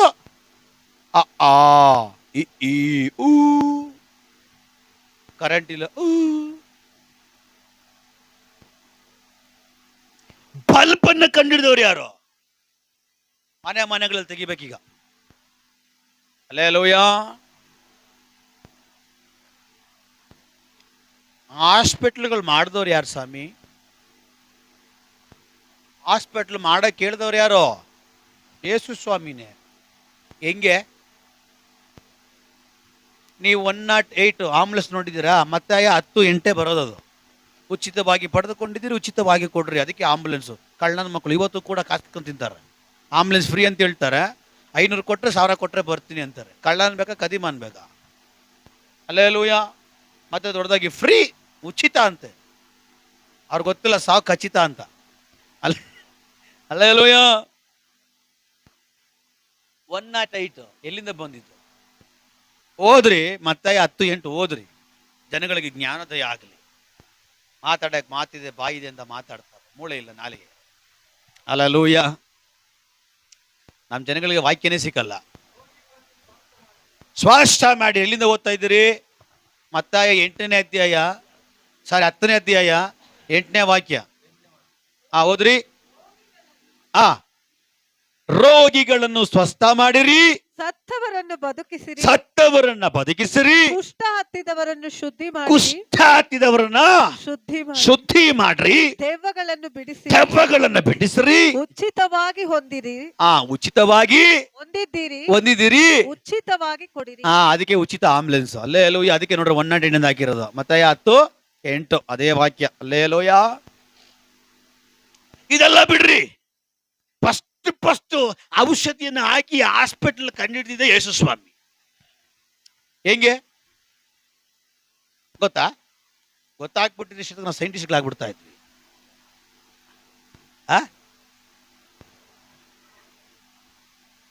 ಅದು ಒಂದು ಓಕೆ. ನಿಜವಾದ ಹಾಸ್ಪಿಟಲ್ ಓಪನ್ ಮಾಡಿ ದೇವ್ರು ಯಾವ ಜಾಗದಲ್ಲಿ ಅಂದ್ರೆ ಏದೇನು ತೋಟದಲ್ಲಿ ಅನಸ್ತಿಯ ಇಂಜೆಕ್ಷನ್ ಕೊಟ್ಟಿದ್ದು ಯಾರು? ಫಸ್ಟ್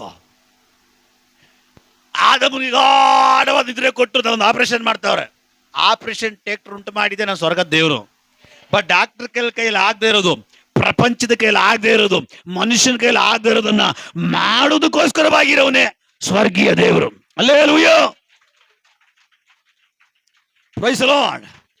ದೇವರು ಒಂದು ಗಾಢ ನಿದ್ರೆ ಅಂದ್ರೆ ಅನಸ್ತಿಯ ಇಂಜೆಕ್ಷನ್ ಕೊಟ್ಟು ಆದಾಮನಿಗೆ ಗಾಢ ನಿದ್ರೆ ಕೊಟ್ಟಂತ ಎಲ್ಲಿವರೆಗೂ ಆಪರೇಷನ್ ಸಕ್ಸಸ್ ಆಗೋವರೆಗೂ ಅವನಿಗೆ ಜ್ಞಾನ ಬಂದಿಲ್ಲ. ನೋಡಿದ್ದೀರಾ ಹಾಸ್ಪಿಟ್ಲ್ಗಳಲ್ಲಿ ಮಕ್ಕಳು ಡೆಲಿವರಿ ಆಗ್ಬೇಕು, ಒಂದು ಇಂಜೆಕ್ಷನ್ ಕೂತಾರೆ ಎಲ್ಲಿ? ಬೆನ್ನಿಗೆ. ಅಮ್ಮ ಯಾವಾಗ ಇಂಜೆಕ್ಷನ್ ಮತ್ತೆಲ್ಲ ಹೋದ್ಮೇಲೆ ಚಳಿಗಾಲದಲ್ಲಿ ಅಮ್ಮ ಗುಮ್ಮ. ಹಲ್ಲೆಲೂಯ. ಹಣ್ಣು ತಿಂದಿದೆ ತಪ್ಪು. ನೀನು ಹಣ್ಣು ಯಾಕೆ ತಿಂದೆ ನೀನು? ಅವಾಗ ಅಮ್ಮ ಅನ್ಸಿಲ್ವಾ? ಅವಾಗ ಅಪ್ಪ ಅನ್ಸಿಲ್ವಾ? ಅವಾಗ ಅಮ್ಮ ಅಯ್ಯೋ ಅನ್ಸಿಲ್ವಾ? ನೀನು ತಿಂದೆ, ಹಣ್ಣು ಒಳಗಡೆ ಹೋಯ್ತು, ದೇವ್ರು ಹೇಳಿದ್ರು ಹೊಟ್ಟೆ ಮುಂದೆ ಬರುತ್ತೆ ಅಂತ. ಹಲ್ಲೆಲೂಯ. ದೇವರು ಏದೇನ್ ತೋಟದಲ್ಲಿ ಫಸ್ಟ್ ಹಾಸ್ಪಿಟಲ್ ರೆಡಿ ಮಾಡಿದ್ರು. ಹಲ್ಲೆಲೂಯ. ಒಂದು ಅನಸ್ತಿಯ ಇಂಜೆಕ್ಷನ್ ಅಂದ್ರೆ ಗಾಢ ನಿದ್ರೆ ಅಂತ. ಗಾಢ ನಿದ್ರೆ ಕೊಟ್ಟು ದೇವ್ರನ್ನ ಆಪರೇಷನ್ ಮಾಡ್ತಾವ್ರೆ. ಏನಪ್ಪಾ ಅಂದ್ರೆ ಆದಾಮನಿಂದ ಒಂದು ಪಕ್ಕೆ ಎಲುಬನ್ನ ತೆಗೆದು ನಾರಿಯನ್ನ ದೇವರು ಉಂಟು ಮಾಡ್ತಾ ಇದ್ದಾರೆ. ಎಂತ ದೊಡ್ಡ ಹಾಸ್ಪಿಟಲ್ ನೋಡ್ರಿ. ಅಂದ್ರೆ ಹಾಸ್ಪಿಟಲ್ ಮಾಡಿದವ್ರು ಯಾರು? ಕ್ರಿಶ್ಚಿಯನ್. ಅಲ್ಲೆಲೂಯ. ಹಾಸ್ಪಿಟಲ್ ಮಾಡಿದವ್ರು ಯಾರು? ಕ್ರಿಶ್ಚಿಯನ್ನ ದೇವ್ರು. ಬೈಬಲ್ ಅಲ್ಲಿ ಆಧಾರ ಇದೆ. ಏದೇನ್ ತೋಟದಲ್ಲಿ ದೇವರು ಗಾಢ ನಿದ್ರೆ ಕೊಟ್ಟು ಮನುಷ್ಯನಿಗೆ ಅವನ ಪಕ್ಕಿ ಎಲುಬನ್ನು ತೆಗೆದು ಒಂದು ನಾರಿಯನ್ನು ಉಂಟು ಮಾಡಿದ್ದು. ಅಂದ್ರೆ ಹಾಸ್ಪಿಟ್ಲ್ ಯಾರ್ದು? ಕ್ರಿಶ್ಚಿಯನ್ ಅವ್ರದ್ದು, ಕ್ರಿಶ್ಚಿಯನ್ ದೇವ್ರದ್ದು. ಯಾರು ಹೋಗ್ಬಾರ್ದು ಕ್ರಿಶ್ಚಿಯನ್ ಹಾಸ್ಪಿಟ್ಲಿಗೆ. ಕ್ರಿಶ್ಚಿಯನ್ ಹಾಸ್ಪಿಟ್ಲಿಗಲ್ಲ, ಇಲ್ಲಿ ಇರುವಂತ ಕ್ರಿಶ್ಚಿಯನ್ರಾಗ್ಲಿ, ಮುಸಲ್ಮಾನರಾಗ್ಲಿ, ಹಿಂದೂಗಳದಾಗ್ಲಿ ಹಾಸ್ಪಿಟ್ಲ್ ಎಲ್ಲಾದ್ರೂ ಇದ್ರೆ ಹಾಸ್ಪಿಟ್ಲಿಗೆ ಹೋಗ್ಬಾರ್ದು. ಎಲ್ಲ ನಾಟ್ಯ ಔಷಧಿ ತಗೊಂಡೆ ಸಾಯ್ಬೇಕು. ಅಲ್ಲೆಲ್ಲೂ ಆಗುತ್ತಾ?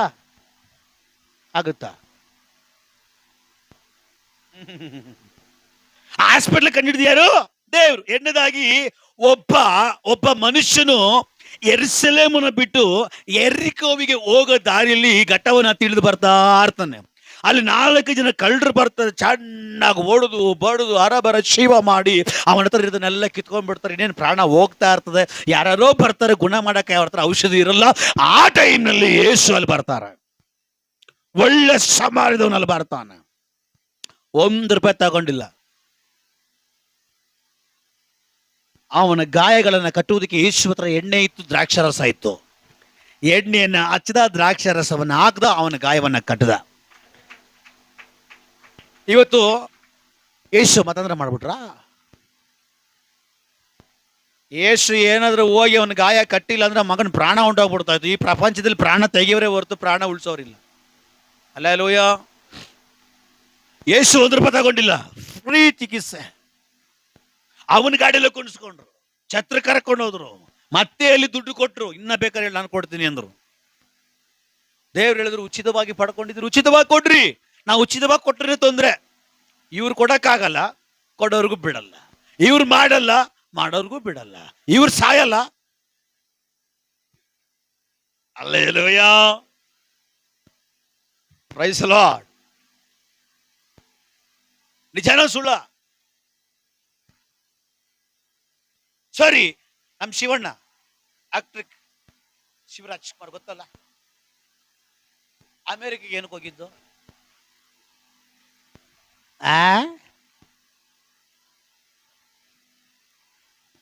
ಈ ಇಂಡಿಯಾದಲ್ಲಿ ಎಲ್ಲೂ ಹಾಸ್ಪಿಟ್ಲ್ ಇರ್ಲಿಲ್ವಾ? ಅವ್ರ ನಂಬಿಕೆ ಇಲ್ಲ, ಕಳ್ಳನ ಮಕ್ಕಳೆಲ್ಲ ಸಾಯಿಸೋರೆ ಅಂತ.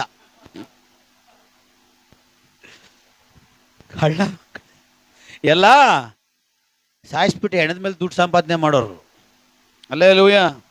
ಅದಕ್ಕೆ ಅವ್ರಿಗೆ ಅಮೇರಿಕದವ್ರ ಮೇಲೆ ನಂಬಿಕೆ ಬಂದ್ಬಿಡ್ತು, ಅಮೇರಿಕ ಹಾಸ್ಪಿಟ್ಲ್ ಮೇಲೆ ನಂಬಿಕೆ ಬಂದ್ಬಿಡ್ತು. ಅಲ್ಲಿ ಹೋದ್ರು, ಅಲ್ಲಿರೋ ಮೆಡಿಸಿನ್ ಎಲ್ಲ ಪವರ್ಫುಲ್ ಅಂತ ಗೊತ್ತಾಯ್ತು. ಯಾರ್ದು ಯಾರ್ದು? ಒಂದು ಇಂಜೆಕ್ಷನ್ ಕಂಡಿಡಿದ್ದು ಕ್ರಿಶ್ಚಿಯನ್ ಅವನ್ನೇ, ಮಾತ್ರೆ ಕಂಡಿಡ್ದವನು ಕ್ರಿಶ್ಚಿಯನ್ ಅವನ್ನೇ. ನೀವೇನು ಕಂಡಿಡ್ದಪ್ಪ? ಹೇಳಿದ್ರೆ ಲಿಸ್ಟ್ ದೊಡ್ಡದಾಗಿದೆ, ಬೇಡ, ಮನೆ ತಿರುಗಿದ್ರೆ ಸರಿ. Hallelujah, hallelujah. ಇವತ್ತು ಮಕ್ಕಳು ವಿದ್ಯಾಭ್ಯಾಸ ನಮ್ಮ ಇಂಡಿಯಾಕ್ಕೆ ಬಂದಿದ್ದು ಹೆಂಗೆ? ನಡ್ಕೊಂಡೇ ಬಂದ್ಬಿಡ್ತಾ? ಹಂಗೆ ಜ್ಞಾನೋದಯ ಆಗ್ಬಿಡ್ತಾ?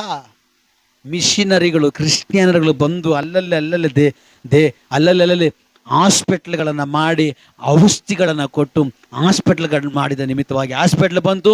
ಅಲ್ಲಲ್ಲಿ ಬಂದು ಸ್ಕೂಲುಗಳನ್ನು ತೆರೆದ ನಿಮಿತ್ತವಾಗಿ ಅಲ್ಲಲ್ಲಿ ಸ್ಕೂಲುಗಳು ಓಪನ್ ಆಯಿತು. ಇವತ್ತು ನಮ್ಮ ಮಕ್ಕಳು ವಿದ್ಯಾವಂತರಾಗಿ ಮಾರ್ಪಟ್ಟಿದ್ದರ ಕಾರಣ ನೀವು ಹೇಳ್ಬೇಕು, ಇದಕ್ಕೆ ಮೇಲೆ ನಮ್ಮ ಮಕ್ಕಳನ್ನ ಸ್ಕೂಲ್ ಕಳ್ಸಲ್ಲ, ಇದು ಕ್ರಿಶ್ಚಿಯನ್ರದ್ದು ಅಂತ. ಅಡ್ರಾಗ್ಬಿಡ್ತಾರೆ. ಏನಾಗ್ಬಿಡ್ತಾರೆ? ಹುಷಾರ್. ಕ್ರಿಶ್ಚಿಯನ್ರು ಬೇಡ, ಅವ್ರದ್ದು ಬೇಕು. ಕ್ರಿಶ್ಚಿಯನ್ರದ್ದು ಬೇಡ, ಕ್ರಿಶ್ಚಿಯನ್ರು ಬೇಡ, ಅವ್ರ ಕೊಡುಗೆಗಳು ಬೇಕಂತೆ.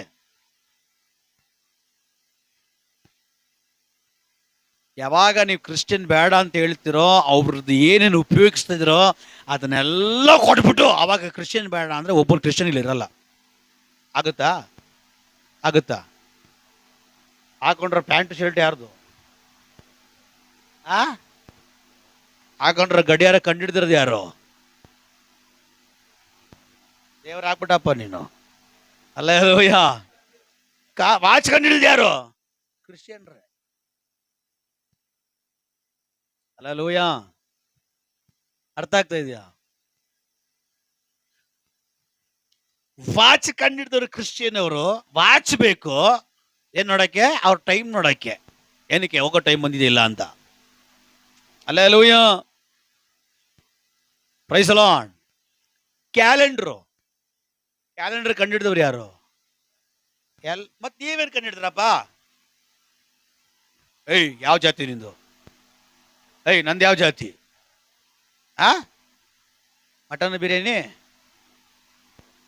ಹಲ್ಲೆಲೂಯ. ಏನ್ ಕಂಡಿಡಿದ್ರಿ ನೀವು? ನಾವು ಸ್ವಂತವಾಗಿ ಏನಾದ್ರು ಕಂಡಿಡಿಬೇಕಲ್ಲ. ಕ್ರಿಸ್ತನು ಹುಟ್ಟಿದ ಮೇಲೆನೆ ಕ್ರಿಸ್ತ ಪೂರ್ವ, ಕ್ರಿಸ್ತ ಶಕ ಅಂತ ಹೇಳಿ ಬಂದಿದ್ದು. ಹಲ್ಲೆಲೂಯ. ಕ್ರಿಸ್ತನು ಹುಟ್ಟಿದ ಮೇಲೆನೆ ಕ್ಯಾಲೆಂಡರ್ ಉಂಟಾಗಿದ್ದು. ಇವತ್ತು ಹೇಳ್ತಾರೆ ಹೊಸ ವರ್ಷ ಎಣ್ಣೆ ಹಚ್ಕೊಂಡು ಮಾಡ್ರಿ ಅಂತ. ಏನಕ್ಕೆ? ಬೀಳ್ತಾ ಒದೆಗಳು ಅಂತ. ನಾವು ಅಪ್ಪ ಹಂಗೆ ಅಂತ ಇದ್ದು. ತಪ್ಕೊಂಡ್ಬಿಟ್ರೆ ನಮ್ಮ ಅಮ್ಮನವಳು, ನೀ ಹಬ್ಬ ಹಚ್ತಾಡು, ನಿಮ್ಮಪ್ಪ ಬರ್ತಾನೆ, ಹಚ್ಕೊ ಎಣ್ಣೆ. ಏನೋ? ಹಚ್ಕೊಳ್ರಿ ಎಣ್ಣೆ, ಬರ್ತಾನೆ ನಿಮ್ಮ ಅಪ್ಪ ಒಬ್ಬ. ಹಲ್ಲೆಲೂಯ. ಎಣ್ಣೆ ಹಚ್ಕೊಂಡು ಏನು ಮಾಡ್ಬೇಕಂತೆ? ಅದನ್ನು ಹೊಸ ವರ್ಷ ಕ್ಯಾಲೆಂಡರ್ ಚೇಂಜ್ ಮಾಡು, ತೆಗೆದು ಉಲ್ಟಾ ಪಲ್ಟಾ ಮಾಡು, ಹಾಕು 1ನೇ ತಾರೀಕು ನ್ಯೂ ಇಯರ್ ಇದು ಹಾಕು, ಯುಗಾದಿಗೆ. ಆಗುತ್ತಾ? ಮತ್ತೆ ಮುಚ್ಕೊಂಡಿರ್ಬೇಕು ತಾನೆ ಬಾಯಿ. ಆಗಲ್ಲ ಅಂದಮೇಲೆ ಸೈಲೆಂಟ್ ಆಗಿರ್ಬೇಕು. ಅನ್ಯ ಜನಗಳೇ ಇದ್ಬಿಟ್ರು ವಿರೋಧವಾಗಿ, ಯಾವ ನಾವು ನೆಡ್ಕೊಂಬರ್ರಿ ಇವನು ಅಂತ. ಯಾವನ್ ಹೇಳ್ತಾರ ಎಳ್ಕೊಂಬನ್ರಿ ಅವನ್ನ. ಇಷ್ಟು ವರ್ಷ ಇಲ್ದಿರೋದು ಇಲ್ದಿರೋದೆಲ್ಲ ಮಾಡ್ತಾ ಇದ್ದಾನೆ. ಇಲ್ದಿರೋದು ಮಾಡಕ್ಕೆ ಇರೋದು ಯಾವುದು? ಅದು ಹಲ್ಲೆಲೂಯ. ಅರ್ಥ ಮಾಡ್ಕೊಳ್ರಿ. Praise the Lord. ದೇವ್ರಿಗೆ ಸ್ತೋತ್ರ. ಒಂದು ಕಲ್ಲತ್ರ ಹೋಗಿ ಇಷ್ಟೆಲ್ಲ ಬಂತು. ಕಲ್ಲಿಗೆ ಸಂಬಂಧಪಟ್ಟ ಕಾರ್ಯ ಇದೆಲ್ಲ. ಹಲ್ಲೆಲೂಯ. ಆ ನಂತರವಾಗಿ ಏನಾಯ್ತು? ದೇವಸ್ಥಾನ, ಅಲ್ಲೊಂದು ಆಲಯವನ್ನ ಯಾಕೋಬ ಕಟ್ಟಿಸ್ತಾನೆ. ಈಗ ಸೇಮ್ ಅದೇ ಥರ ಇದು ಕೂಡ ಏನು ಮಾಡ್ಬಿಟ್ರೆ ಅಲ್ಲೆಲ್ಲ ಕಲ್ಲು ಸಿಗುತ್ತೆ, ಅಲ್ಲಿ ಇಟ್ಬಿಡೋದು, ಎಣ್ಣೆ ಹಾಕ್ಬಿಡೋದು, ಕರ್ಶನ ಕುಂಕುಮ ಕೊಡೋದು ದೇವರು. ನನ್ನ ವಿಷಯ ಅದಲ್ಲ ಬಿಡ್ರಿ, ಮರ್ತೋಗ್ಬಿಡ್ರಿ. ನಿಮಗೆ ಎಷ್ಟು ಹೇಳಿದ್ರೆ ಏನು ಪ್ರಯೋಜನ ಇಲ್ಲ. ಇದೆಯಾ ದೇವ್ರಿಗೆ ಸ್ತೋತ್ರ. ವಾಕ್ಯ ಬಂದ್ಬಿಡೋಣ. ಹಾಗಾದ್ರೆ ಏನು ಮಾಡ್ಬೇಕು ನಾವು? ಪ್ಯಾಂಟ್ ಶರ್ಟು ಬನೀನು ಅಂಡರ್ವೇರ್ ಕೂಡ ಹಾಕ್ಬಾರ್ದು. ನಿಜ, ನಾನು ಸತ್ಯ ಹೇಳ್ತಾ ಇದ್ದೀನಿ. ನಾಚಿಕೆನಾ? ಅದಕ್ಕೆಲ್ಲ ಕಂಡಿಡ್ದವ್ರು ಯಾರು? ಕ್ರಿಶ್ಚಿಯನ್ರೇ. ಹಲ್ಲೆಲೂಯ.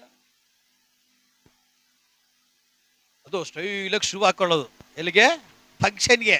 ಎಲ್ಲಿಗೆ? ಮದುವೆಗೆ. ಸೂಟಕ್ಕೆ ಕೊಟ್ಟು ಕಂಡಿಡ್ದವನು ಯಾರು?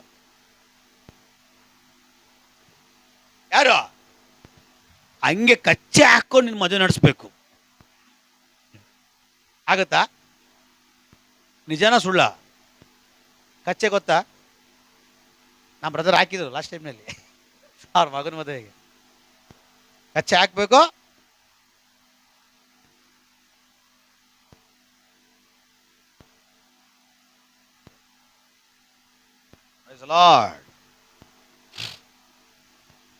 ಹೇಳ್ಕೊಂಡು ಹೋದ್ರೆ ಇನ್ನ ಸಾವಿರಾರು ಬರ್ತದೆ. ಆಚೆಗೆ ಮಾನ ಮರದು ಏನೂ ಇಲ್ಲ. ಸ್ತೋತ್ರ. ಹಲ್ಲೆಲೂಯ.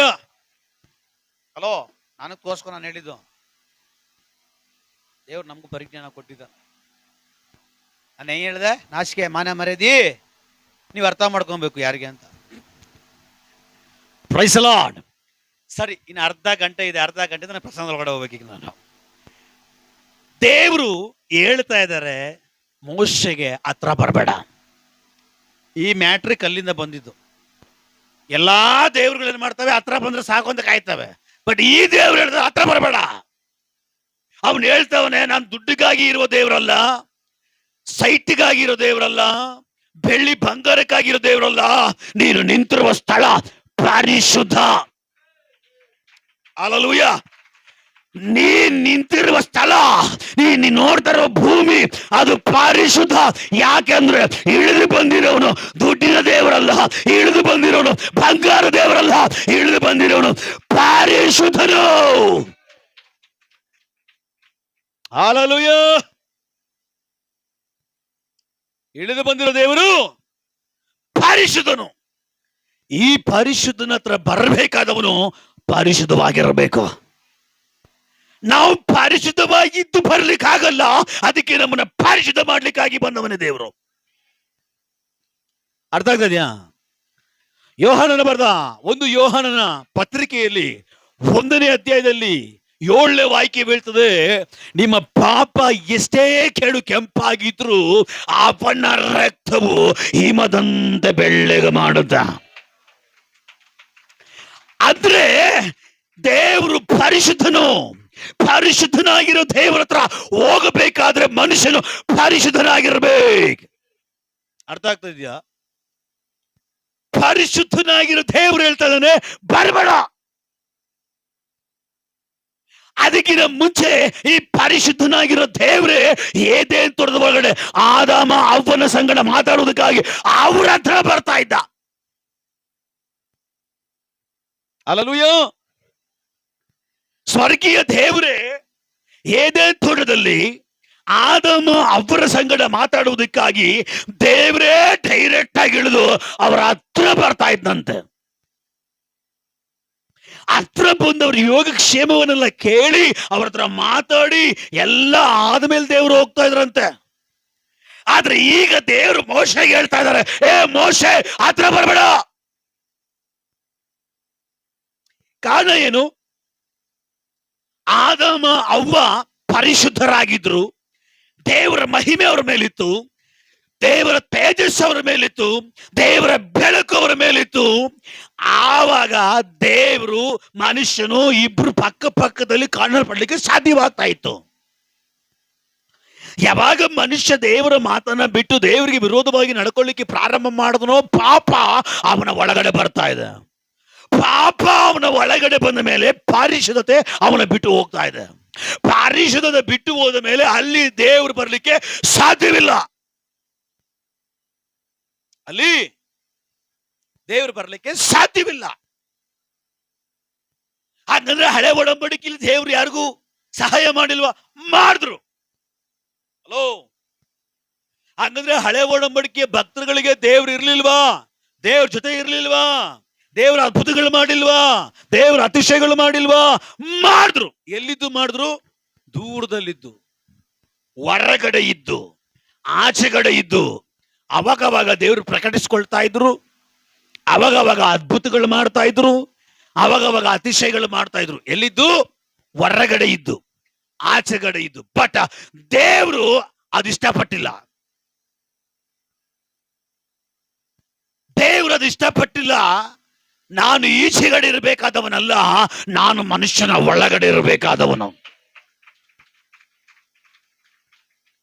ನಾನು ಮನುಷ್ಯನ ಒಳಗಡೆ ಇರಬೇಕಾದ್ರೆ ಮನುಷ್ಯನ ಪರಿಶುದ್ಧನಾಗಿರ್ಬೇಕು. ಯಾಕಂದ್ರೆ ಈ ದೇವರು ಸಾಧಾರಣವಾದ ದೇವರಲ್ಲ. ಈ ದೇವರು ಅಗ್ನಿ ಜ್ವಾಲೆ ಉಳ್ಳ ದೇವರು, ಪರಿಶುದ್ಧನಾಗಿರೋ ದೇವರು, ಮಹಿಮೆ ಉಳ್ಳ ದೇವರು, ಕೃಪಾಸನನಾಗಿರುವ ದೇವರು. ಇವನು ಪರಿಶುದ್ಧನು. ಈಗ ದೇವರು ಮನುಷ್ಯನ ಒಳಗಡೆ ಬರಬೇಕಾದ್ರೆ ಆ ಮನುಷ್ಯನ ಪರಿಶುದ್ಧನಾಗಿರ್ಬೇಕು. ದೇವರ ವಾಕ್ಯ ಹೇಳ್ತದೆ, ಪರಿಶುದ್ಧತೆ ಇಲ್ಲದೆ ದೇವರನ್ನ ಕಾಣಲಿಕ್ಕೆ ಸಾಧ್ಯ ಇಲ್ಲ. ಅರ್ಥ ಆಗ್ತಾ ಇದೆಯಾ? ಪರಿಶುದ್ಧತೆ ಇಲ್ಲದೆ ದೇವರನ್ನ ಕಾಣ್ಲಿಕ್ಕೆ ಸಾಧ್ಯವಾಗ್ತಾ ಇಲ್ಲ ಅಂದ್ರೆ, ನಿನ್ನಲ್ಲಿ ಪರಿಶುದ್ಧತೆ ಇಲ್ಲ ಅಂದ್ರೆ ದೇವರನ್ನ ಹೋಗಿ ಕಾಣ್ಲಿಕ್ಕೆ ಆಗಲ್ಲ. ಇಲ್ಲಿ ನಾವೇನೇ ನಾಟಕ ಮಾಡಬಹುದು, ಇಲ್ಲಿ ಹೇಗೆ ನಾವು ಜೀವನ ಮಾಡಬಹುದು, ಇಲ್ಲಿ ಹೇಗೆ ಬೇಕಾದ್ರೂ ನಾವು ಹೋಗಬಹುದು. ಆದ್ರೆ ಪರಿಶುದ್ಧತೆ ಇಲ್ಲದೆ ದೇವರನ್ನ ಕಾಣ್ಲಿಕ್ಕೆ ಆಗಲ್ಲ. ನಮಗೆಲ್ಲ ಒಂದು ನಿರೀಕ್ಷೆ ಇದೆ, ಈ ಲೋಕದಲ್ಲಿ ನಮ್ಮ ಓಟವನ್ನು ಮುಗಿಸಿದ ಮೇಲೆ ನಾನು ಹೋಗಿ ದೇವ್ರು ನೋಡ್ತೀನಿ. ಇಲ್ಲ ಇದ್ದೀರಾ? ನಾನು ಹೋಗಿ ಯಾರು ನೋಡ್ತೀನಿ? ದೇವರ ವಾಕ್ಯ ಹೇಳಿದ ಪರಿಶುದ್ಧತೆ ಇಲ್ಲದೆ ದೇವರನ್ನ ಕಾಣ್ಲಿಕ್ಕೆ ಸಾಧ್ಯ ಇಲ್ಲ. ನಮಗೊಂದು ನಿರೀಕ್ಷೆ ಇದೆ, ನಾವು ಸತ್ತ ಮೇಲೆ ದೇವರನ್ನ ಕಾಣ್ತೀವಿ ಅಂತ. ಹಲ್ಲೆಲೂಯಾ. ಹಾಗಂದ್ರೆ ಇನ್ನೊಂದು ಕಡೆಗೆ ವಾಕ್ಯ ಹೇಳ್ತದೆ, ಪರಿಶುದ್ಧತೆ ಇಲ್ಲ ಅಂದ್ರೆ ನೀವು ದೇವರನ್ನ ಕಾಣ್ಲಿಕ್ಕೆ ಸಾಧ್ಯ ಇಲ್ಲ. ಈಗ ದೇವ್ರು ಇದ್ದಾರೆ, ಹೊರಗಡೆ ಇದು ಕಾರ್ಯ ಮಾಡ್ತಾ ಇದ್ದಾರೆ. ದೇವ್ರು ತೀರ್ಮಾನ ಮಾಡಿದ್ರು, ಇಲ್ಲ ನಾನು ಹೊರಗಡೆ ಇದು ಕಾರ್ಯ ಮಾಡಬೇಕಾದವನಲ್ಲ, ನಾನು ಮನುಷ್ಯನ ಜೊತೆಯಲ್ಲಿರಬೇಕಾದವನು. ನಾನು ಇಮ್ಮಾನುವೇಲನು, ನಾನು ಅವರ ಸಂಗಡ, ಅವರ ಕೂಡ, ಅವರೊಟ್ಟಿಗೆ, ಅವರ ಒಳಗಡೆ, ಅವರ ಮನೆಯಲ್ಲಿ ಇರಬೇಕಾದವನು. ಹಲ್ಲೆಲೂಯಾ. ಅದಕ್ಕೆ ಅವನು ಬಂದಿದ್ದು. ಯಾರು? ಮತಾಂತರ ಮಾಡ್ಲಿಕ್ಕೆ ಬಂದಿಲ್ಲ ಯೇಸು. ಮನುಷ್ಯರನ್ನ ಹುಡುಕಿ, ಕೆಟ್ಟು ಹೋಗಿರುವುದವನ್ನ ಹುಡುಕಿ, ಶಾಪ, ಪಾಪ, ದರಿದ್ರ, ತಂದೆ ತಾಯಿಗೆ ವಿರೋಧವಾಗಿ ನಡೆಯುವಂತ ವ್ಯಕ್ತಿಗಳನ್ನ ನೋಡಿ ಅವರುಗಳನ್ನ ರಕ್ಷಿಸುವುದಕ್ಕಾಗಿ ಬಂದವನೇ ನಜರೇತಿನ ಯೇಸು.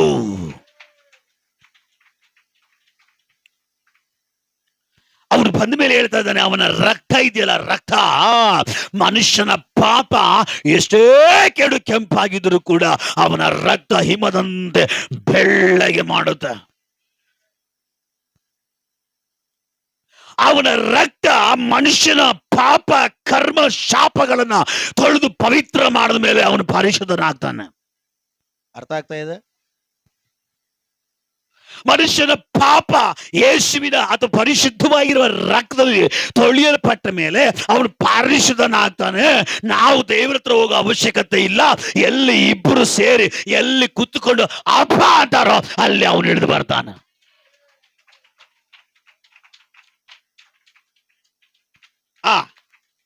ಸಬ್ಜೆಕ್ಟ್ ಒಳಗಡೆ ಈಗ ಬರೋಣ. Praise the Lord. ದೇವರು ಮೋಶೆಗೆ ಹೇಳ್ತಾರೆ, ನೀನು ಬರಬೇಡ.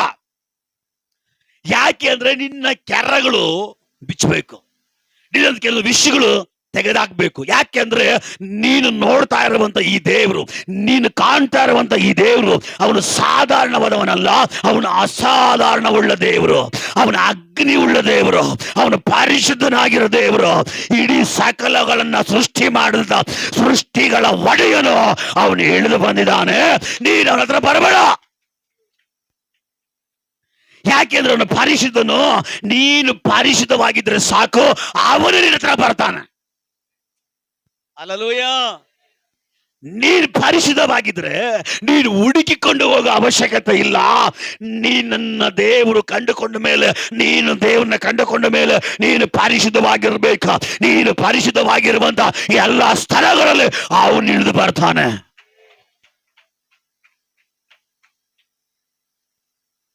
ಅರ್ಥ ಆಗಿಲ್ಲ ನಿಮಗೆ? ನಿಲ್ಲಿಸ್ಲಾ ಹೋಗ್ಲಾ? 50-50. ಹಲ್ಲೆಲೂಯಾ. ನಿಲ್ಲಿಸ್ಲಾ ಹೋಗ್ಲಾ? ನಿಲ್ಲಿಸ್ಲಾ ವಾಕ್ಯದಲ್ಲಿ ಹೋಗ್ಲಾ? ಉಪಯೋಗ ಆಗ್ತಾ ಇದೆಯಾ? ಜೀವ ಉಳ್ಳವರ ಕೂತ್ಕೊಳ್ರಿ. ಜೀವ ಉಳ್ಳವರು, ಜೋರಾಗಿ ಜೀವ ಹೋದವರು. ಹಲ್ಲೆಲೂಯಾ. Praise the Lord. ಮೋಶೆಗೆ ದೇವರು ಹೇಳ್ತಾರೆ ಬರಬೇಡ, ಈ ಸ್ಥಳ ಪರಿಶುದ್ಧ. ಯಾಕಂದ್ರೆ ಇಲ್ಲಿ ದೇವರು ಇಳಿದು ಬಂದಿದ್ದಾನೆ. ದೇವರು ಇಳಿದು ಬಂದಿರುವ ಸ್ಥಳ ಪವಿತ್ರವಾದುದು. ಹಲ್ಲೆಲೂಯಾ ಅಂತ ಹೇಳಿದ ಮೇಲೆ ಅವನು ಕೇಳ್ತಾವನು ಏನ್ ಮಾಡ್ಬೇಕ? ಆಗ ದೇವರು ಹೇಳ್ತಾರೆ, ನಿನ್ನ ಪಾದಗಳಲ್ಲಿ ನೀನು ಹಾಕೊಂಡಿರುವ ಕೆರ ಇದೆಯಲ್ಲ, ಅದು ಅಶುದ್ಧ, ಅದನ್ನು ತೆಗೆದಾಕು, ಅದನ್ನು ತೆಗೆದು ಬಿಸಾಕು, ಆ ನಂತರ ಬಾ. ದೇವರು ಹೇಳಿದ ಹಾಗೆ ಮೋಶೆ ನಡ್ಕೊಂಡ. ನೆಕ್ಸ್ಟ್ ಬದಲಾಗ್ತಾ ಇದೆ. ಈಗ ಮೋಶೆ ದೇವ್ರನ್ನ ಹುಡುಕೊಂಡು ಹೋಗ್ತಾ ಇಲ್ಲ. ಚರಿತ್ರೆ ಓದ್ ನೋಡ್ರಿ. ಮೋಶೆ ಇಸ್ರಾಯೇಲ್ ಜನರನ್ನ ಐಗುಪ್ತ ದೇಶದಿಂದ ಬಿಡಿಸಿ ಕರ್ಕೊಂಡು ಹೋಗುವಂತ ಸಮಯದಲ್ಲಿ ಅವನು ಹೋಗಿದ್ದು ಅಡವಿಲಿ, ಅರಣ್ಯದಲ್ಲಿ, ಕಾಡುಗಳಲ್ಲಿ. ಹೋಗುವಾಗ ಎಲ್ಲೆಲ್ಲಾ ಹೋಗ್ತಾರೋ ಅಲ್ಲೆಲ್ಲ ಏನು ಮಾಡ್ತಾರೋ ಅವ್ರ ಫ್ಯಾಮಿಲಿ ಕಟ್ಕೊಂಡು. ಹೌದಾ ಇಲ್ಲ? ಓದಿದಿರಾ ಇಲ್ವಾ? ಹೋದ್ರೆ ತಾನೇ ಗೊತ್ತಾಗುತ್ತೆ. ಮೋಶೆ ಅರಣ್ಯದ ಒಳಗಡೆ ಇಸ್ರಾಯೇಲ್ ಜನರನ್ನ ಬಿಡಿಸಿ ಕರ್ಕೊಂಡು ಹೋಗ್ತಾ ಇದ್ದಾನೆ. ಹೋಗುವಂತ ಎಲ್ಲಾ ಜಾಗದಲ್ಲಿ ಯಾವ ಜಾಗ ಗುರುತು ಮಾಡಿ, ಈ ಜಾಗದಲ್ಲಿ ನಾವು ಸ್ಟೇ ಆಗ್ತೀವಿ, 2-3 ದಿನ ಇರ್ತೀವಿ, ಇವತ್ತು ರಾತ್ರಿ ತಂಗುತ್ತೀವಿ ಅಂತೇಳಿ ಅವ್ರಿಗೆ ಮೈಂಡ್ ಬರುತ್ತೋ ಅವಾಗ ಅವ್ರು ಏನ್ ಮಾಡೋರು ಗೊತ್ತಾ? ಅವ್ರ ಫ್ಯಾಮಿಲಿಗೆ ಒಂದು ಡೆರೆಯನ್ನ ಕಟ್ಟೋರು. ಎಲ್ರು ಅವರವರ ಮನೆಗೆ ಡೆರೆ ಕಟ್ಟಿದ್ರೆ ಮೋಶೆ ಮಾತ್ರ 2 ಕಟ್ತಾ ಇದ್ದ. ಅರ್ಥ ಆಗ್ತಾ ಇದೆಯಾ? ಮೋಶೆ ಮಾತ್ರ 2 ಕಟ್ತಾ ಇದ್ದ. ಹಂಗಾರೆ 2 ಫ್ಯಾಮಿಲಿ ಇತ್ತಾ? 2 ಹೆಂಡತಿ ಇದ್ಲ? 2 ಕುಟುಂಬ ಆಯ್ತಾ? 2 ಜೀವನ ಆಯ್ತಾ? ಇಲ್ಲ ಮಾರಾಯ. ಹಾಗಂತ ಹೇಳ್ಬಿಟ್ಟು ಫಾಸ್ಟ್ ಹೇಳಿದ್ರು 2 ಡೆರೆ ಕಟ್ಟಬೇಕಂತ ಅಂತ ಹೇಳ್ಬಿಟ್ಟು ಒಬ್ಬರು 2 ಡೆರೆ ಕಟ್ಬಿಟ್ರ. ಹಲ್ಲೆಲೂಯಾ. ಈ ಫ್ಯಾಮಿಲಿಗೊಂದು, ಆ ಫ್ಯಾಮಿಲಿಗೊಂದು ಅಂತೇಳಿ ದೇವ್ರು ಗುಂಬಿಡ್ತಾರ ಆಮೇಲೆ. Hallelujah, hallelujah. ಮೋಶೆ ಹೋದಂತ ಎಲ್ಲಾ ಸ್ಥಳಗಳಲ್ಲಿ 2 ಡೆರೆಗಳನ್ನ ಕಟ್ತಾ ಇದ್ದ. ಒಂದು ಅವನಿಗೂ ಅವನ ಫ್ಯಾಮಿಲಿಗೂ, ಒಂದು ಅವನಿಗೂ ಅವನ ಫ್ಯಾಮಿಲಿಗೂ, ಇನ್ನೊಂದು ಎಕ್ಸ್ಟ್ರಾ ಕಟ್ತಾ ಇದ್ದ. ಏನಕ್ಕಪ್ಪ ಅಂದ್ರೆ ದೇವ್ರಿಗಂತೆ.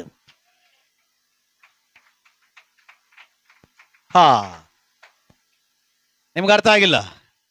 ಮೋಶೆ 2 ಡೆರೆಯನ್ನ ಕಟ್ತಾ ಇದ್ದ. ಅದರಲ್ಲಿ ಒಂದು ಡೆರೆ ಬಂದು ಅವನಿಗೂ ಅವನ ಫ್ಯಾಮಿಲಿಗೂ, ಇನ್ನೊಂದು ಡೆರೆಯನ್ನ ಕಟ್ತಾ ಇದ್ದ, ಅದು ಅವನಿಗೂ ಅವನ ದೇವರಿಗೂ. ದೇವ್ರ ಬಗ್ಗೆ ಮಾತಾಡ್ತಾ ಇದ್ದೀನಿ. ಹತ್ರ ಬರಬೇಡ ಅನ್ನೋದು ಕುರಿತು ನಾನು ಮಾತಾಡ್ತಾ ಇದ್ದೀನಿ. ಹಲ್ಲೆಲೂಯಾ. ನೀನ್ ಹತ್ರ ಬರಬೇಕಾದ್ರೆ ನಿನ್ನಲ್ಲಿರೋ ಕೆಲವೊಂದು ಕಾರ್ಯಗಳನ್ನ ಕಳಿಚಾಕ್ಬೇಕ, ತೆಗೆದು ಬಿಸಾಕ್ಬೇಕ, ಹೊರಗೆ ಹಾಕಬೇಕ. ಆವಾಗಲೇ ನೀನು ನನ್ನ ಹತ್ರ ಬರ್ಲಿಕ್ಕೆ ಸಾಧ್ಯ. ಪರಿಶುದ್ಧತೆ ಇಲ್ಲದ ದೇವರು ಕಾಣಲಿಕ್ಕೆ ಸಾಧ್ಯ ಇಲ್ಲ. ಅವನ ರಕ್ತವು ಹಿಮದಂತೆ ಬೆಳ್ಳಗೆ ಮಾಡಿಬಿಡುತ್ತದೆ ಎಲ್ಲವನ್ನ ಪಾಪ. ಹಲ್ಲೆಲೂಯಾ. ಈಗ ಇಲ್ಲಿ ಮೋಶೆಗೆ ಬರಬೇಡ ಅಂತ ಹೇಳಿದ್ರು. ಈಗ ಮೋಶೆ ದೇವ್ರಿಗೆ ಡೆರೆ ಕಟ್ತಾ ಇದಾರೆ. ಅಂದ್ರೆ ಏನು? ಮೋಶೆ ಜೊತೆ ದೇವ್ರು ಹೋಗ್ತಾ ಇದಾರೆ. ಅರ್ಥ ಆಗಿಲ್ಲ? ಇಲ್ಲಿ ದೇವ್ರು ಹೇಳಿದ್ರು ಬರಬೇಡ ಅಂತ, ಹತ್ರ ಬರಬೇಡ ಅಂತ. ಈಗ ಇಲ್ಲಿ ಇವನ ಅರಣ್ಯದಲ್ಲಿ ಹೋಗ್ತಾ ಇರುವಾಗ 2 ಡೆರೆಯನ್ನು ಕಟ್ತಾ ಇದ್ದಾನೆ. ಒಂದು ಅವನಿಗೆ, ಇನ್ನೊಂದು ಅದ್ರ ಜೊತೆನಲ್ಲಿ ಯಾರು ಹೋಗ್ತಾ ಇದಾರೆ? ಹಲ್ಲೆಲೂಯಾ. ದೇವ್ರು ಏನ್ ಮಾಡಕ್ ಕೇಳ್ತಾರ ಮಾಡಕ್ ನೀನ್ ರೆಡಿ ಆದ್ರೆ ನಿನ್ನೊಟ್ಟಿಗೆ ನಡಿಯಕ್ಕೆ ನನ್ನ ದೇವ್ರು ರೆಡಿ ಆಗಿರ್ತಾನೆ. ಹಲ್ಲೆಲೂಯಾ. Praise the Lord. ಇನ್ನೊಂದು ವಿಷಯ ಏನಪ್ಪಾ ಅಂದ್ರೆ, ದೇವ್ರು ಇಲ್ಲಿ ಹೇಳ್ತವ್ರೆ ನೀನ್ ಬರಬೇಡ ಅಂತ.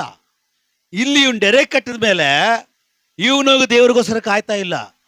ನೀವು ಆ ಚರಿತ್ರೆ ನೀವು ಓದ್ ನೋಡ್ರಿ, ವಿಮೋಚನೆ ಕಾಂಡ ಚರಿತ್ರೆ ಓದ್ಕೊಂಬರ್ರಿ.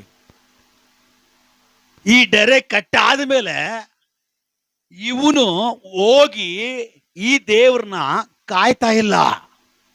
ವಾಕ್ಯ ಹೇಳುತ್ತೆ ಮೋಶೆಗಾಗಿ, ಮೋಶೆ ಬರ್ತಾನಂತ ಹೇಳಿ ಮೋಶೆ ಬರಕ್ಕಿನ ಮುಂಚೆ ಸ್ವರ್ಗದ ದೇವರು ಡೆರೆಯ ಒಳಗಡೆ ಇಳಿದು ಬಂದು ಕಾಯ್ತಾ ಇದ್ರಂತೆ. ಮೋಶೆ ಬರ್ತಾನೆ, ಮೋಶೆ ಬರ್ತಾನೆ ಅಂತ. ಅಲ್ಲೇಲೂಯ. ಫಸ್ಟ್ ಹೇಳಿದ್ರು ದೇವರು ಬರಬೇಡ ಅಂತ. ಫಸ್ಟ್ ಹೇಳಿದ್ರು ಯಾಕೆ? ಈ ಸ್ಥಳ ನಾನು, ಅದಕ್ಕೆ ನೀನೇನ್ ಮಾಡ್ಬೇಕು? ಕೆಲವೊಂದು ಬಿಚ್ಚು ಬೇಡದನ್ನು ತೆಗೆದು ಬಿಸಾಕ್ಬೇಕು. ಅವನ್ ದೇವ್ರು ಹೇಳಿದಂತೆಯೇ ಮಾಡಿದಾಗ ಈಗ ಬರಬೇಡ ಅಂತ ಹೇಳಿದಂತ ಅವನಿಗೆ ದೇವ್ರು ಹೇಳ್ತಾ ಇದಾರೆ, ಮೋಶೆ ನಾನು ಬರ್ತೀನಿ. ಮೋಶೆ ನಾನು ಬರ್ತೀನಿ, ನೀನ್ ಬರಕ್ಕಿಂತ ಮುಂಚೆ ನಾನು ಬರ್ತೀನಿ, ನಾನು ಕಾಯ್ತೀನಿ, ನಿನಗಾಗಿ ಕಾಯ್ತೀನಿ ಅಂತ ಹೇಳಿ ಡೆರೆಯ ಒಳಗಡೆ ಮೋಶೆ ಬರಕ್ಕಿನ ಮುಂಚೆ ನನ್ನ ದೇವರು ಮೋಶೆಗಾಗಿ ಕಾಯ್ತಾ ಇದ್ದಾರೆ. ಏನಂತೇಳಿ? ಮೋಶೆ ಬರ್ತಾನೆ ಬರ್ತಾನೆ ಅಂದ್ರೆ ಏನು? ದೇವ್ರು ಹೇಳಿದಂತೆಯೇ ಅವನು ಪರಿಶುದ್ಧನಾಗಿ ಮಾರ್ಪಟ್ಟ. ಪರಿಶುದ್ಧನಿಗಾಗಿ ಕಾಯುವ ದೇವರು.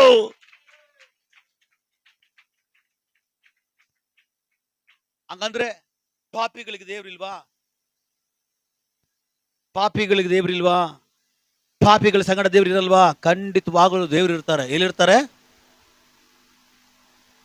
ಎಲ್ಲಿರ್ತಾರೆ? ದೂರ ಇರ್ತಾರೆ. ಎಲ್ಲಿರ್ತಾರೆ? ದೂರ ಇರ್ತಾರೆ, ಆಚೆಗಡೆ ಇರ್ತಾರೆ. ಅಲ್ಲೆಲ್ಲೂಯ. ಅವ್ರ ಆಚೆಗಡೆ ಇದ್ದು ಕಾರ್ಯ ಮಾಡುವಾಗಲೇ ನಾವು ರಕ್ಷಿಸಲ್ಪಡ್ಲಿಕ್ಕೆ ಸಾಧ್ಯ. ಅಲ್ಲೆಲ್ಲೂಯ. ಈಗ ಅವ್ರ ಆಚೆಗಡೆ ಇದ್ದು ನಮ್ಮನ್ನು ಮುಟ್ಟಿದ್ರು. ಈಗ ಅವರ ಆಚೆಗಡೆ ಇದ್ದು ನಮ್ಮನ್ನು ಮುಟ್ಟಿದ ತಕ್ಷಣ ನಾವು ಪವಿತ್ರವಾಗಿ ಮಾರ್ಪಟ್ವಿ, ನಾವು ನೀತಿವಂತರಾಗಿ ಮಾರ್ಪಟ್ವಿ. ಯಾವಾಗ ನೀರಿನಲ್ಲಿ ಮುಳುಗಿ ದೀಕ್ಷೆಯನ್ನು ತೆಗೆದುಕೊಂಡು ಯೇಸುವಿನ ರಕ್ತದ ನಾವು ತೊಳೆಯಲ್ಪಟ್ಟವು, ದೇವರ ವಾಕ್ಯ ಬರ್ತದೆ, ಅವನ ರಕ್ತದಲ್ಲಿ ತೊಳೆಯಲ್ಪಟ್ಟ ನಿಮಿತ್ತವಾಗಿ ಇವತ್ತು ನಾವು ನೀತಿಗರಿಸಲ್ಪಟ್ಟಿದ್ದೇವೆ, ನಾವು ನೀತಿವಂತರಾಗಿ ಮಾರ್ಪಟ್ಟಿದ್ದೇವೆ. ಅವನ ರಕ್ತ ನಮ್ಮನ್ನ ನೀತಿಯಾಗಿ ಮಾಡಿದೆ. ಹಲ್ಲೆಲೂಯಾ. ಈಗ ಪಾಪಿಗಳಿಗೆ ಯೇಸು ಇಲ್ವಾ? ದೇವ್ರು ಇಲ್ವಾ? ಇದ್ದಾರೆ. ಎಲ್ಲಿದ್ದಾರೆ? ಈಚೆಗಡೆ ಇದ್ದಾರೆ. ಈಚೆಗಡೆ ಇದೇನು ಮಾಡ್ತಾ ಇದ್ದಾರೆ? ಟಪ ಟಪ ಪಟ ಪಟ ಏನ್ ಮಾಡ್ತಾವ್ರೆ? ಬಾಗಿಲು ತಟ್ತಾ ಇದ್ದಾರೆ. ಅಂದ್ರೆ ಒಳಗಡೆ ಇದು ಕಾರ್ಯ ಮಾಡ್ತಾ ಇಲ್ಲ, ಆಚೆಗಡೆ ಇದು ಕಾರ್ಯ ಮಾಡ್ತಾ ಇದ್ದಾರೆ.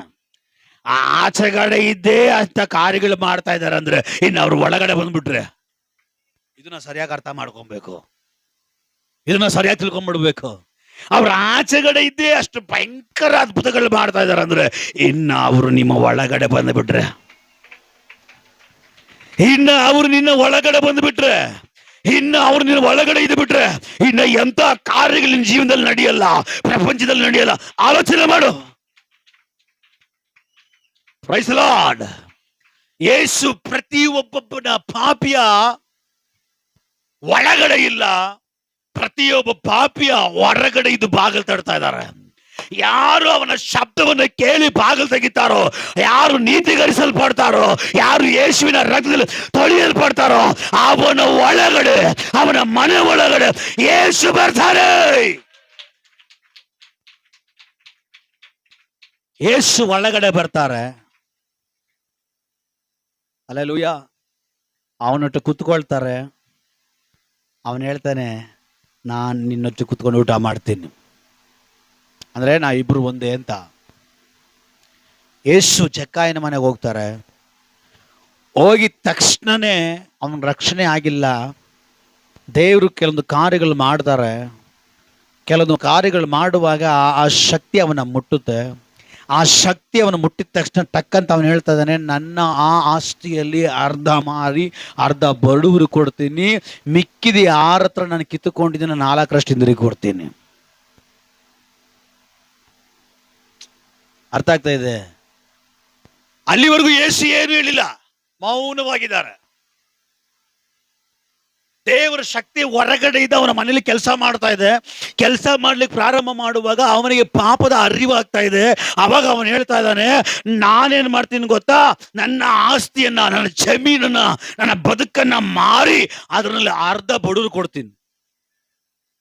ಇನ್ನು ಅರ್ಧ ಇದೆಯಲ್ಲ, ಈ ಅರ್ಥದಲ್ಲಿ ನಾನು ಏನ್ ಮಾಡ್ತೀನಿ ಅಂದ್ರೆ, ಯಾರ ಹತ್ರ ನಾನು ಏನು ಅನ್ಯಾಯವಾಗಿ ತೆಗೆದುಕೊಂಡಿದ್ದೀನೋ, ಸೆಳೆಕೊಂಡಿದ್ದೀನೋ, ಕಿತ್ತುಕೊಂಡಿದ್ದೀನೋ ಅವನಿಗೆ ಹಿಂದಿರುಗಿ ನಾನೇನ್ ಮಾಡ್ತೀನಿ 4ರಷ್ಟು.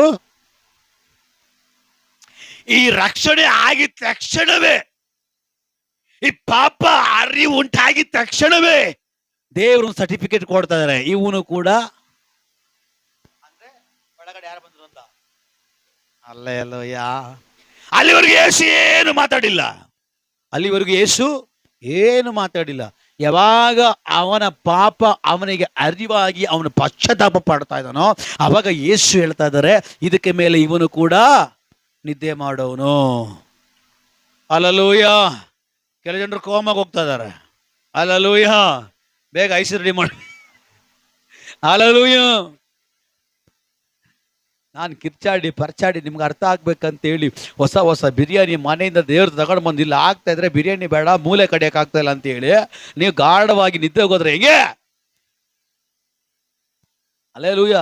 ನಾನು ನೋಡಿದೆ ಕೆಲ ಜನರು, ನಾನು ಆತ್ಮ ಪರವಶರಾಗ್ಬಿಟ್ಟಿದ್ದಾರೆ ಅಂತ. ಇವಾಗೇನು ಆತ್ಮಲ್ಲಿ ಜಿಗಿತಾರೆ ಅಂತ ನೋಡಿದೆ, ಟಪ್ ಅಂತ ಕಂಡುಬಿಟ್ಬಿಟ್ರು. ಅಲ್ಲೇಲೂಯ.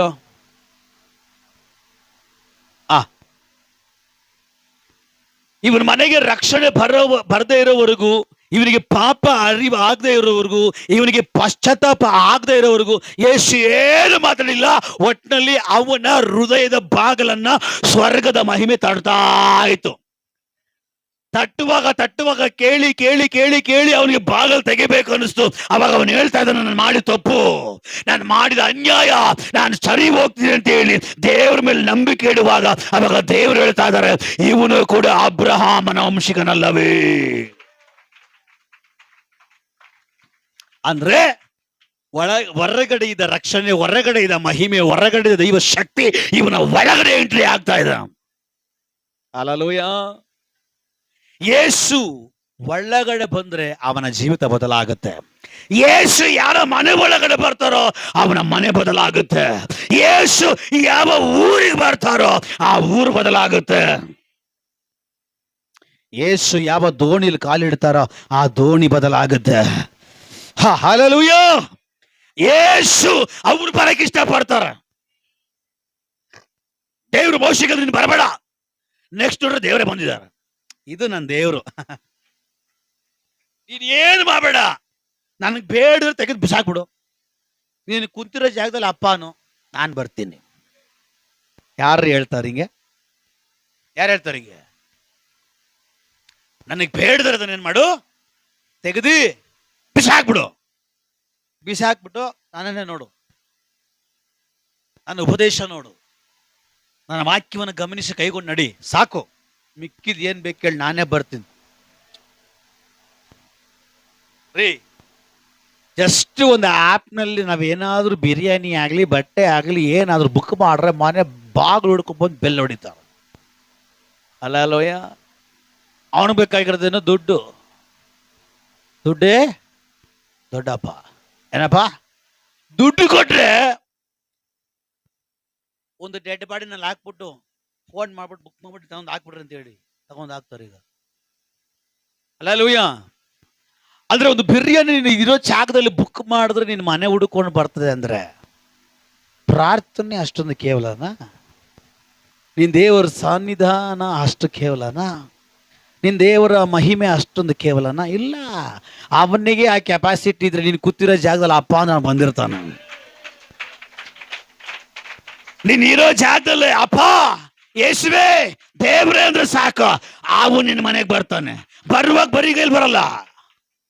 ಕೆಲ ಜನ ನೋಡಿದೀರಾ, ಪಾಸ್ಟರ್ ಮನೆಗೆ ಬರ್ತಾರೆ, ಅಲ್ಲ ಆಡ್ಸ್ಕೊಂಡ್ ಬರ್ತಾರೆ ಕೈ. ಕೆಲವೊಂದು ವಿಶ್ವಾಸಿ ಮನೆಗೆ ಹೋಗ್ತಾರೆ, ನೋಡಿದ್ರ ಮಕ್ಕಳು ಅವ್ರ ಮನೇಲಿ ಇರ್ತಾರೆ, ಆದ್ರೂ ಕೂಡ ಅಲ್ಲ ಆಡ್ಸ್ಕೊಂಡು ಹೋಗ್ತಾರೆ ಕೈ. ಅರ್ಥ ಏನು ಕೈಯಲ್ಲಿ ಹೇಳ್ರಿ? ಯಾರಿಗೂ ಉಸಿರೇ ಬರ್ತಾ ಇಲ್ಲ. ಹಲ್ಲೆಲೂಯ. ನಾವ್ ಹೆಂಗೋಗೋರು ನಾವು? ಈ ಇದೆಯಾ ಇಲ್ವಾ?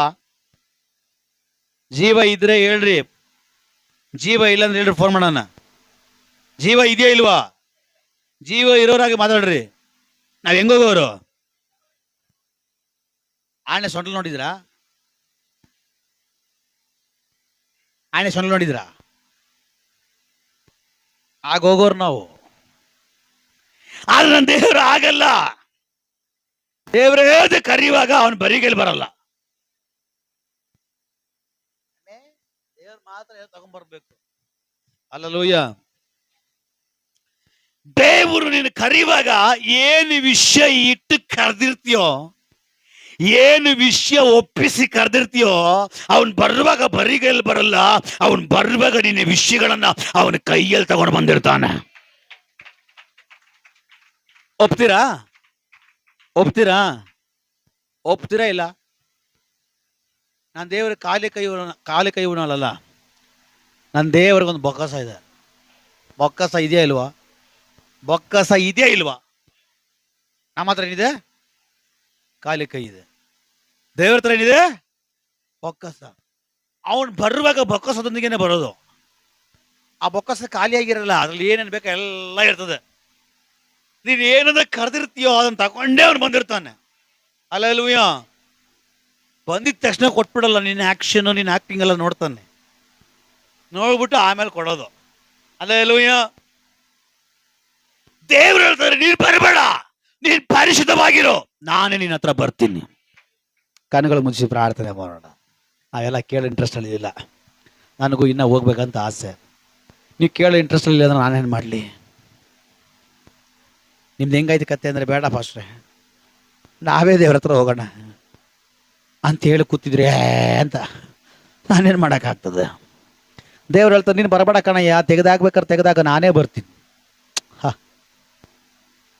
ಪರಿಶುದ್ಧನಾಗಿರೋ ದೇವರೇ, ಇಲ್ಲಿವರೆಗೂ ಮಾತಾಡಿ ನಡೆಸಿದಕ್ಕೆ ಸ್ತೋತ್ರ. ನಮ್ಮ ದೇವರು ಪರಿಶುದ್ಧನು. ದೇವರೇ, ಮೋಶೆಗೆ ನೀವು ಹೇಳಿದ್ರಿ ಬರಬೇಡ, ಪರಿಶುದ್ಧನು, ಈ ಸ್ಥಳ ಪರಿಶುದ್ಧ ಅಂತೇಳಿ. ನೆಕ್ಸ್ಟ್ ನೋಡ್ರೆ ಮೋಶೆ ಬರೋಕ್ಕಿಂತ ಮುಂಚೆ ನೀನೇ ಡೈರೆಕ್ಟ್ ಎಳೆದು ಬಂದು ಮೋಶೆಗೋಸ್ಕರ ಕಾಯ್ತಾ ಇದ್ದೆ. ಅಂದ್ರೆ ತೆಗೆದು ಹಾಕಬೇಕಾದನ್ನು ತೆಗೆದು ಹಾಕುವಾಗ, ದೇವರಿಗೆ ಬೇಡದನ್ನು ಶುದ್ಧಿ ಮಾಡಿಕೊಳ್ಳುವಾಗ, ನನ್ನ ದೇವರೇ ನೀನು ಇಳಿದು ಬರೋ ದೇವರಾಗಿದ್ದಿ, ನೀನು ಮನೆಗೆ ಬರೋ ದೇವರಾಗಿದ್ದಿ, ಜೊತೆನಲ್ಲಿ ಬರೋ ದೇವರಾಗಿದ್ದಿ, ಸಂಗಡಿಗನಾಗಿದ್ದಿ, ಕರ ಹಿಡಿದು ನಡೆಸೋ ದೇವರಾಗಿದ್ದಿ. ಸ್ತೋತ್ರ. ಇವರೆಲ್ಲರೂ ಅನುಗ್ರಹಿಸಲ್ಪಡಲಿ. ಇವರುಗಳ ಜೊತೆ, ಇವರುಗಳ ಮುಂದೆ, ಇವರುಗಳ ಮನೆಯಲ್ಲಿ ದೇವರೇ ಇಳಿದು ಬರುವ ಹಾಗೆ ಇವರ ಬದುಕು, ಜೀವನ ಶೈಲಿ, ನಡವಳಿಕೆ ಬದಲಾಗಲಿ, ಮಾರ್ಪಡಲಿ, ದೈವ ಕಾರ್ಯ ಬಲವಾಗಿ ನಡೀಲಿ. ಪ್ರಾರ್ಥನೆ ಕೇಳಿ ಇಲ್ಲಿವರೆಗೂ ನಡೆಸಿದಕ್ಕೆ ಸ್ತೋತ್ರ. ಮಹಿಮೆ ನಿಮಗೆ. ನಮ್ಮನ್ನು ತೆಗಿಸ್ತೀವಿ, ನೀವು ಹೆಚ್ಚಿಸಲ್ಪಡಬೇಕು. ಕರ್ತನ ಹೆಸರಿನಲ್ಲಿ ಬಂದಂಥ ಎಲ್ಲರಿಗೂ ಆಶೀರ್ವಾದ ಅಂತ ಹೇಳಿದ ದೇವರು ಇವರು ಅನುಗ್ರಹಿಸಲ್ಪಡಲಿ. ಆರೋಗ್ಯ, ಬಲ, ಶಕ್ತಿ, ಕೃಪೆ ಎಲ್ಲ ಕೊಟ್ಟು ಕಾವಲು ಕೊಟ್ಟು ನಡೆಸಿ. ಶರೀರದಲ್ಲಿ ನಾವು ಅಗಲಿ ಹೋದರೂ ಅಗಲಿ ಹೋಗದಂತ ನಿಮ್ಮ ಸಾನ್ನಿಧ್ಯದಲ್ಲಿ ಮರೆ ಮಾಚಿಕೊಂಡು ನಡೆಸಿರಿ. ನಿಮ್ಮ ಚಿತ್ತ ಮಾತ್ರ ನಡೀಲಿ. ಯೇಸುವಿನ ನಾಮದಲ್ಲಿ ಬೇಡಿ ನಾವು ಬಿಡುಗಡೆ ಹೊಂದಿಕೊಂಡಿದ್ದೇವೆ, ಜೀವವುಳ್ಳ ತಂದೆಯೇ. ನಮ್ಮ ಕರ್ತನಾಗಿರುವಂಥ ಯೇಸು ಕ್ರಿಸ್ತನ ಕೃಪೆಯೂ, ದೇವರ ಪ್ರೀತಿಯೂ, ಪವಿತ್ರಾತ್ಮನ ಆಯುಣ್ಯತೆಯು ನಾವು ಪ್ರಾರ್ಥನೆ ಮಾಡಿದ ವಿಷಯಗಳ ಮೇಲೆ ಸೇರಿ ಬಂದ ದೇವರ ಮಕ್ಕಳ ಮೇಲೆ, ಎಲ್ಲ ಪರಿಶುದ್ಧಗಳ ಮೇಲೆ, ಸಭೆ ಮೇಲೆ ಯೇಸು ಕ್ರಿಸ್ತನ ಬಣ್ಣದನಕಾವಿರಲಿ. ಜಯ ಕೊಟ್ಟ ದೇವರಿಗೆ ಜಯದ ಘೋಷ. Hallelujah, hallelujah, hallelujah. God bless you. ದೇವ್ರ ಸಮಾಧಾನ ನಿಮ್ಮೊಂದಿಗಿರಲಿ. ದೇವ್ರು ನಿಮ್ಮನ್ನು ಆಶೀರ್ವಾದ